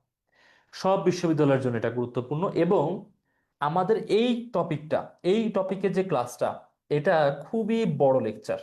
কি কি থাকবে বড় লেকচারে? প্রথম বিশ্বযুদ্ধ এবং প্রথম বিশ্বযুদ্ধের পরিপ্রেক্ষিতে জাতিপুঞ্জের প্রতিষ্ঠা। তারপর দ্বিতীয় বিশ্বযুদ্ধ, দ্বিতীয় বিশ্বযুদ্ধের প্রেক্ষিতে জাতিসংঘের প্রতিষ্ঠা। তারপর স্নায়ুযুদ্ধ, মানে সমাজতান্ত্রিক দেশ এবং ধনতান্ত্রিক দেশের মধ্যে যে চলে আসা একটা স্নায়ুযুদ্ধ। মানে দেখো, সেই দ্বিতীয় বিশ্বযুদ্ধ শেষ হওয়ার পর থেকেই কিন্তু স্নায়ুযুদ্ধ শুরু হয়েছে, এবং একদম 1991 সালের সমাজতন্ত্রের পতনের আগ পর্যন্ত এটা চলেছে। স্নায়ুযুদ্ধ আলোচনা করা হবে, ও অন্যান্য যুদ্ধ। তাহলে দেখো টপিকটা কত ওয়াইড, মানে সেই 1914 থেকে 1991 পর্যন্ত একটা লং টাইম কাভার করবে এটা। ফাইন। এবং এর যে এমসিকিউ গুলা, সেটা আমরা টপিক নম্বর 20, আমাদের ডাইজেস্টের 20 নম্বর টপিকে গিয়ে ইনশাল্লাহ পেয়ে যাব। একদমই সাজানো গোছানো লেকচার আমাদের। ক্লাস করবা, স্লাইড পেয়ে যাবো, পিডিএফ, ডাইজেস্ট তোমাদের কাছে থাকবে, ডাইজেস্ট থেকে তোমরা এই বিষয়টা পড়ে নিবে। এবং ক্লাসের রেকর্ডের ইউটিউব লিংক তোমাদের কাছে থাকবে ওয়েবসাইটে, সেখানে গিয়ে তোমরা যখন যে অংশটা বুঝতে পারতেছো না দেখে নিতে পারবে, ক্লাস আবারও করতে পারবে। এবং এর সাথে সাথে তো পরীক্ষা চলতেই থাকবে, প্রত্যেকটা ক্লাসের জন্য 2টা করে পরীক্ষা, ক্লাসের শুরুতে, ক্লাসের শেষে পরীক্ষা, পরীক্ষা, পরীক্ষা, পরীক্ষা। ওকে, পরের যে টপিকটা আছে সাম্প্রতিক।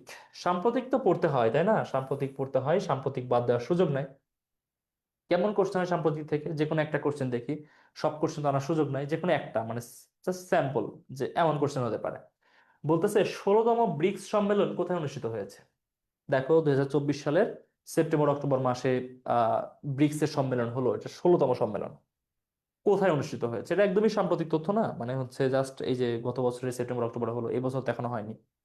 17তম এই বছর হবে, বাট এখনো তো হয়নি, এই কারণে 16তমটাই আমরা সাম্প্রতিক হিসেবে নিয়েছি। অপশন দেখো, জোহানেসবার্গ দক্ষিণ আফ্রিকা, বেইজিং চীন, মস্কো রাশিয়া, দিল্লি ভারত, কোথায়।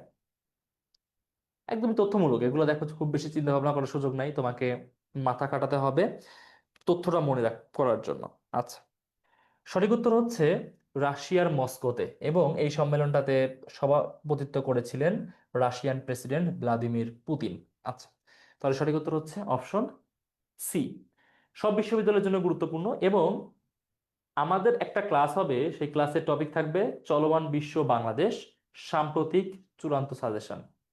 এই টপিকে একটা ক্লাস হবে, অর্থাৎ সাম্প্রতিকের যাবতীয় বিষয় এই ক্লাসে আলোচনা করা হবে। যাবতীয় সাম্প্রতিকের জন্য যা যা প্রয়োজন। এবং এই যে আমরা কোত্থেকে পড়বো, ডাইজেস্টে তো সাম্প্রতিক রাখা সম্ভব না, কারণ ডাইজেস্ট আমরা তৈরি করতেছি এখন, সাম্প্রতিক ঘটনা তো চলতেই থাকবে, আমরা কিভাবে প্রত্যেকটা বিষয় কম্পাইল করব। এর জন্য তোমাদেরকে মানে চলমান সাম্প্রতিক ইস্যুগুলো নিয়ে আপডেটেড সবসময় রাখা হবে। তার সাথে সাম্প্রতিক কুইক জিকে উইথ সাকিব, এই বইটাতে, এই স্পেসিফিক বইটাতে সাম্প্রতিকের সব কিছু তোমাদের কম্পাইল করে দেওয়া হবে। ফাইন, ওকে। এবার আসি পরের যে স্লাইড, সেটাতে সাহিত্য, লিটারেচার। দেখো সাহিত্যের একটা বিষয় আমরা দেখেছি এর আগে, সেটা সাহিত্যের সাথে সংস্কৃতি, সাহিত্যের সাথে চিত্রকর্ম অনেক কিছু অ্যাড করে। যেমন দেখো ওইখানে কিন্তু এমন কোশ্চেন হতে পারতো আগেরটাতে, যে নিচের কোনটি আহ অমুক যে চিত্রশিল্পী আছে, আমি ধরলাম Vinci, Leonardo da Vinci, Leonardo da Vinci চিত্রকর্ম নয় বা চিত্রকর্ম, জয়নুল আবেদিনের চিত্রকর্ম নয় বা চিত্রকর্ম, এমন কোশ্চেন হতে পারে। ওকে, একদমই সাহিত্য বলতে আমাদের যে দেশীয় সাহিত্য আছে এখান থেকে সাধারণ জ্ঞানে কোশ্চেন হয়। যেমন দেখো এখানে বলছে আনন্দমঠ উপন্যাসের লেখককে। কেন আনন্দমঠ উপন্যাসই আসতে হলো, কেন অন্য উপন্যাস না? এর একটা কারণ আছে। আনন্দমঠ উপন্যাস কোন প্রেক্ষাপটে লেখা? এটা হচ্ছে ভারতের স্বাধীনতা আন্দোলনের প্রেক্ষাপটে লেখা। 1882 সালে এটা, এই সাহিত্যটা, উপন্যাসটা প্রকাশিত হয়েছিল। ওই সময় হচ্ছে তো অনেক আহ ব্রিটিশ বিরোধী আন্দোলন হয়েছে, ভারতের স্বাধীনতার জন্য আন্দোলন হয়েছে। তো আনন্দমঠ উপন্যাসটা সেই প্রেক্ষাপটে লেখা। তো যে ব্রিটিশ বিরোধী আন্দোলন, ভারতের স্বাধীনতা আন্দোলন, এগুলো আমাদের সাধারণ জ্ঞানের অংশ না? তো সাধারণ জ্ঞানের অংশের সাথে যেহেতু এই উপন্যাসটা জড়িত, এই জাতীয় উপন্যাস সাধারণ জ্ঞানের মধ্যে চলে আসবে। ঠিক আছে, কে এটা রাইটার? অপশন দেখো, রবীন্দ্রনাথ ঠাকুর, শরৎচন্দ্র চট্টোপাধ্যায়, বঙ্কিমচন্দ্র চট্টোপাধ্যায়, নাকি জীবনানন্দ দাশ। সঠিক উত্তর হচ্ছে বঙ্কিমচন্দ্র চট্টোপাধ্যায়। তাহলে দেশি সাহিত্য থেকে কোশ্চেন হবে, এবং বিশেষত যেসব সাহিত্যের পটভূমিগুলো আমাদের দেশের সাথে যায়, আমাদের ইতিহাসের সাথে যায়, ঐতিহ্যের সাথে যায়, এবং আমাদের সাধারণ জ্ঞানের যে টপিকগুলো এগুলোর সাথে যায়, সেই সব সাহিত্য থেকেই বেশি কোশ্চেন হয়ে থাকে। আচ্ছা, তো এইটা সেকেন্ড টাইম যে কোনো বিশ্ববিদ্যালয়ের জন্য মাস্ট ইম্পর্টেন্ট। এবং এটা আমরা কোথায় পড়বো, মানে আমাদের যে লেকচারগুলো হবে সেই লেকচারের কোথায় গিয়ে পড়বো। দেখো এখানে বলছে লেকচার 26। লেকচার 26-এ অনেক কিছু কভার করা হবে। পৃথিবীর শিল্প, সাহিত্য, সংস্কৃতি, বিভিন্ন স্থানের পূর্ব নাম, সংবাদপত্র, সংবাদ মাধ্যম, ও খেলাধুলা। খেলাধুলা থেকে কোশ্চেন হয়, তোমাদেরকে বলা হয়েছে এখান থেকে অবশ্যই কোশ্চেন হবে সব বিশ্ববিদ্যালয়। অর্থাৎ 26 নম্বর লেকচারে গিয়ে এই সব বিষয়গুলো আমরা কভার করব। এই টপিকে আরো একটা এমসিকিউ ছিল, তোমরা দেখেছো। এবং ডাইজেস্ট যখন আমরা হাতে পাবো, ডাইজেস্টের 36 নম্বর টপিকে আমরা এই সব বিষয়ের যাবতীয় এমসিকিউ প্র্যাকটিস গুলা দেখতে পারবো। তাহলে কি বিষয়টা খুব বেশি কঠিন না? মানে আমাদের সিস্টেমটা তাহলে কিভাবে যাবে, ক্লাস, ডাইজেস্ট, এক্সাম, এভাবে আমাদের ক্লাস সম্পূর্ণ যে সেশন সেটা সামনের দিকে যাবে। ওকে, এবার দেখি টপিক খেলাধুলা। ওইখানে খেলাধুলা ছিল, বাট স্পেসিফিক ভাবে খেলাধুলাটাকে আলাদা করা হয়েছে আমাদের ডাইজেস্টে। তো যে কারণে আমাদের এটা লেকচার একই, লেকচার 26 থাকবে, বাট ডাইজেস্টের আলাদা টপিক এটা, এবং আলাদাভাবে তোমরা অবশ্যই ডাইজেস্ট থেকে বিষয়টা পড়বে। খেলাধুলা থেকে কোশ্চেন যেসব বিশ্ববিদ্যালয়ে এমসিকিউ এর পরিমাণ কম সেখানে আসে একটা, আর যেসব বিশ্ববিদ্যালয়ে এমসিকিউ এর পরিমাণ বেশি সেখানে দুইটা, ক্ষেত্র বিশেষ তিনটা। তাহলে কি খেলাধুলা বাদ দেওয়ার সুযোগ নাই? অবশ্যই কোশ্চেনে আসবে।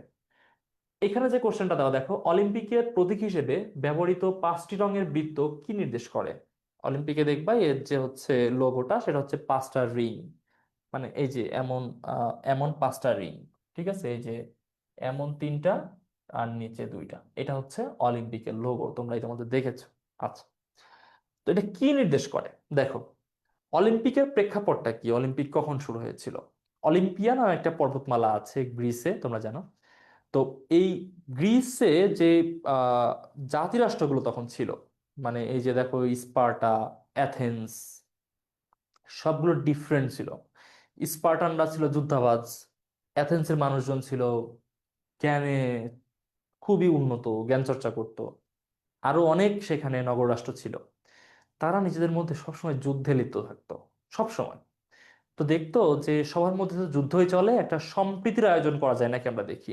তো সেখান থেকে প্রত্যেক বছর এই অলিম্পিয়া পর্বতমালার পাদদেশে তারা স্পোর্টস ইভেন্ট আয়োজন করতো, ঠিক আছে। তো এই স্পোর্টস ইভেন্ট থেকে মূলত তার নামকরণ করেছিল অলিম্পিক। তো এই যে সারা বিশ্বের মধ্যেই যে একটা যুদ্ধ অবস্থা যুগের পর যুগ ধরে চলে এসেছে বিভিন্ন দেশের মধ্যে, জাতির মধ্যে, তো সবার মধ্যে একটা আহ ভ্রাতৃত্ব বন্ধন তৈরি করার জন্য মূলত হচ্ছে এই অলিম্পিক গেমসটাকে সারা বিশ্বে ছড়িয়ে দেওয়া হয়। এবং যে 5টা রিংস, 5টা মহাদেশকে সংযুক্ত করে, বোঝায় যে উই অল আর ইউনাইটেড, আমাদের কারোর সাথে কোনো যুদ্ধ নাই বা শত্রুতা নাই, এই সময় আমরা সবাই মিত্র। এটার জন্য মূলত অলিম্পিক গেমটা তৈরি করা। তো এই যে 5টা রিং, এই 5টা রিং নির্দেশ করে হচ্ছে 5টি মহাদেশ। তাহলে সঠিক উত্তর হচ্ছে অপশন বি, সব বিশ্ববিদ্যালয়ের জন্য গুরুত্বপূর্ণ স্পোর্টস। ওকে, এবং এটা আমরা আগের মতোই 26 নম্বর লেকচারে পড়বো, এবং আমাদের ডাইজেস্টে 47 নম্বর টপিকে গিয়ে আমরা এই বিষয়টা পেয়ে যাব যে স্পোর্টস থেকে কোন ধরনের কোশ্চেন হয় সেগুলো। এবং স্পোর্টসের সাথে একটা বিষয় অ্যাড করতে হবে, সেটা হচ্ছে সাম্প্রতিক। সাম্প্রতিক বিষয়টা খুবই গুরুত্বপূর্ণ স্পোর্টসে, সেটা আমাদের সাম্প্রতিক যে জিকে সাজেশন ক্লাসটা হবে সেখানে এই বিষয়গুলো আপডেট করে দেওয়া হবে তোমাদেরকে। পরের স্লাইড, ক্ষুদ্র নিগোষ্ঠী, ট্রাইবস, বিভিন্ন ট্রাইবাল কালচার, উপজাতি, এগুলো থেকে কোশ্চেন হয়। আচ্ছা, দেখো একটা সহজ কোশ্চেন দেওয়া, বিজু কোন নিগোষ্ঠীর অন্যতম প্রধান উৎসব? বিজু উৎসব, দেখো আমরা বৈশাখী নামে একটা উৎসবের নাম শুনেছি, বৈশাখী। এটা হচ্ছে 3টা উৎসবের কম্পাইলেশন। বইতে হচ্ছে কি বৈশুক, তাই না? সাথে হচ্ছে সাংগ্রাই, আর বিতে হচ্ছে বিজু। ফাইন, 3টা উৎসব। এখন তোমাকে জিজ্ঞাসা করছে জাস্ট বিজু উৎসব কাদের। দেখো, বৈশুক হচ্ছে ত্রিপুরাদের উৎসব, ত্রিপুরা বা টিপ্রা, দুইটা নামে তাদেরকে ডাকা হয়। সাংগ্রাই হচ্ছে মারমাদের, আর বিজু হচ্ছে চাকমাদের। এটা সংক্ষেপে তুমি মনে রাখতে পারো কিভাবে? সংক্ষেপে মনে রাখতে পারো ত্রিমাচা, ঠিক আছে। 3টা উৎসব, 3টা জাতির নামকে ত্রিমাচা মনে রাখতে পারো, তাহলে তুমি সহজে মনে রাখতে পারবা। তাহলে এই যে 3 নম্বর যেটা আছে, বীজ উৎসব হচ্ছে চাকমাদের। তাহলে দেখো, মারমা, চাকমা, তঞ্চঙ্গ্যা নাকি মণিপুরি? সঠিক উত্তর হচ্ছে চাকমা। সঠিক উত্তর চাকমা। ফাইন, ওকে। তাহলে দেখো, এই ধরনের উপজাতি থেকে বিভিন্ন কোশ্চেন হয়, তোমাকে বলবে যে মাতৃতান্ত্রিক পরিবার কাঠামো কোন উপজাতির মধ্যে দেখা দেয়? বলবে মাওরি উপজাতি কোথায় বসবাস করে? বলবে জুলু উপজাতি কোন দেশে বসবাস করে? পিগমি উপজাতি কোথায় বসবাস করে? নিচের কোন উপজাতির বসবাস পার্বত্য অঞ্চলে নয়? বলবে বৃহত্তর রংপুরে কোন উপজাতির বসবাস? বলবে মধুপুর ভাওয়ালের গড়ে কোন উপজাতি বসবাস করে? বিভিন্ন উৎসব, তাদের ভাষা, তাদের খাদ্যাভ্যাস, তাদের পোশাক, এগুলো থেকে কোশ্চেন করবে। তাহলে এই যে যে ক্ষুদ্র নিগোষ্ঠী নামে যে আমরা টপিকটা দেখছি, এটা অবশ্যই গুরুত্বপূর্ণ সব বিশ্ববিদ্যালয়ের জন্য। এবং 29 নম্বর লেকচারে গিয়ে আমরা অনেক কিছু পড়বো, যেমন গেরিলা, গোয়েন্দা, স্পেলিং একটু ভুল আছে, গোয়েন্দা, তারপর নানা পরিভাষা, বৈজ্ঞানিক পরিভাষা, কূটনৈতিক পরিভাষা, সেগুলো বিভিন্ন নৃতত্ত্ব, জাতিগোষ্ঠী, দিবস ও বর্ষ, তত্ত্বশাস্ত্রের জনক, এখান থেকেও প্রচুর কোশ্চেন হয়, তত্ত্বশাস্ত্রের জনক। ইতিহাস বিখ্যাত ব্যক্তিত্ব, তাদের উক্তি, বিভিন্ন পদক পুরস্কার, অনেক কিছু নিয়ে এই ক্লাসটা থাকবে। এবং এটা আমাদের 53 নম্বর টপিকে পাওয়া যাবে ডাইজেস্টের, মানে প্রায় শেষ দিকে ডাইজেস্টের এই বিষয়গুলো থাকবে। তাহলে দেখো একটা লেকচারে কত কিছু কভার করা হবে না, আমাদের প্রত্যেকটা যে লেকচার হবে তাতে হিউজ বিষয় পড়ালেখা হবে। তার সফট যে স্লাইডটা আছে সেটা তোমরা পেয়ে যাচ্ছ, ডাইজেস্ট তোমরা পেয়ে যাচ্ছ, এবং ক্লাসের রেকর্ড তো থাকতেছেই। আচ্ছা, পরের যেটা বাংলাদেশের মুক্তিযুদ্ধ, এটা কি বাদ দেওয়ার সুযোগ আছে? বাংলাদেশের মুক্তিযুদ্ধ, এটা তো লিবারেশন ওয়ার বিডি, এটা তো অবশ্যই আসবে। এটা তুমি কিভাবে একদমই বাদ দিয়ে দাও? এটা সম্ভব না, আসবে পরীক্ষাতে। যেমন দেখো, একটা কোশ্চেন করছে মুক্তিযুদ্ধকালে সুইসাইড স্কোয়াড নামে পরিচিত গেরিলা দল ছিল কোনটা? সুইসাইড স্কোয়াড নামে গেরিলা দল ছিল। এখানে বলতেছে হেমায়েত বাহিনী, কাদেরিয়া বাহিনী, ক্র্যাক প্ল্যাটুন নাকি গণবাহিনী, কোনটা ছিল? দেখো, ঢাকাতে যুদ্ধ অবস্থাতে একটা বাহিনী গঠন করা হয় যেটা মূলত খুবই গোপন যুদ্ধ পরিচালনা করত। তারা করতো কি, অতর্কিত হামলা করতো যে কোনো আর্মি ক্যাম্পে বা যে কোনো ফাঁকা জায়গাতে। তারা বিস্ফোরণ ঘটিয়ে বিশ্বকে জানান দেওয়ার চেষ্টা করতো যে বাংলাদেশের অবস্থা আসলে ভালো না, এখানে যুদ্ধ পরিস্থিতি চলমান। এইটার নাম ছিল হচ্ছে ক্র্যাক প্ল্যাটুন। ক্র্যাক প্ল্যাটুন, ঠিক আছে? ক্র্যাক মানে কি? কোনো কিছুকে ধ্বংস করা, ফাটল ধরিয়ে দেওয়া, এমন। আচ্ছা, এটা মূলত ছাত্রদের একটা সংগঠন ছিল, এবং এটাই ওই সময়ে সুইসাইড স্কোয়াড নামে পরিচিত ছিল। আমাদের মুক্তিযুদ্ধকালে সুইসাইড স্কোয়াড নামে পরিচিত ছিল। ওকে, আচ্ছা, তাহলে এই বিষয়টা আশা করি বুঝতে পেরেছো। এটা সেকেন্ড টাইম সব বিশ্ববিদ্যালয়ের জন্য গুরুত্বপূর্ণ, মুক্তিযুদ্ধ যে পার্টটা আছে সেটা। এবং এটা আমাদের কোর্সের 11 নম্বর লেকচারে দেখো, বাংলা ও বাংলাদেশের ইতিহাস, দেশভাগ থেকে ভাষা আন্দোলন, মানে 1947 থেকে শুরু হবে, তারপর চলতে থাকবে অসহযোগ আন্দোলন হয়ে মুক্তিযুদ্ধ। মানে এর মধ্যে ভাষা আন্দোলন, এর মধ্যে 64 শিক্ষা আন্দোলন, 66 6 দফা, 69 গণ অভ্যুত্থান, হ্যাঁ, তারপরে হচ্ছে গণ অভ্যুত্থান মানে তো অসহযোগ আন্দোলন, 70-এর নির্বাচন, 71-এর মুক্তিযুদ্ধ, পুরাটা এই 11 নম্বর লেকচারে কভার করা হবে। এবং আমাদের ডাইজেস্টের 18 নম্বর টপিকে গিয়ে এই সব কিছুর এমসিকিউ তোমরা পাবে। 22 নম্বর যেটা আসে, মানচিত্র। মানচিত্র থেকে ভাইয়া কোশ্চেন হবেই, মাস্ট হবে।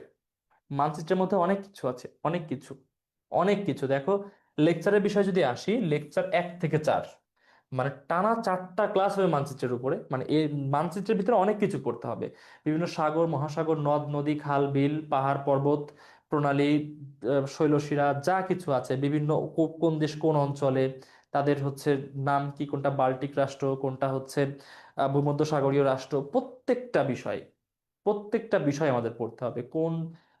কোনটা দ্বীপ, কোনটা উপদ্বীপ, কোনটা সাগর, কোনটা উপসাগর, কোনটা বৃহত্তম মহাসাগর, কোনটা ক্ষুদ্রতম দ্বীপ, কোনটা বৃহত্তম দ্বীপ।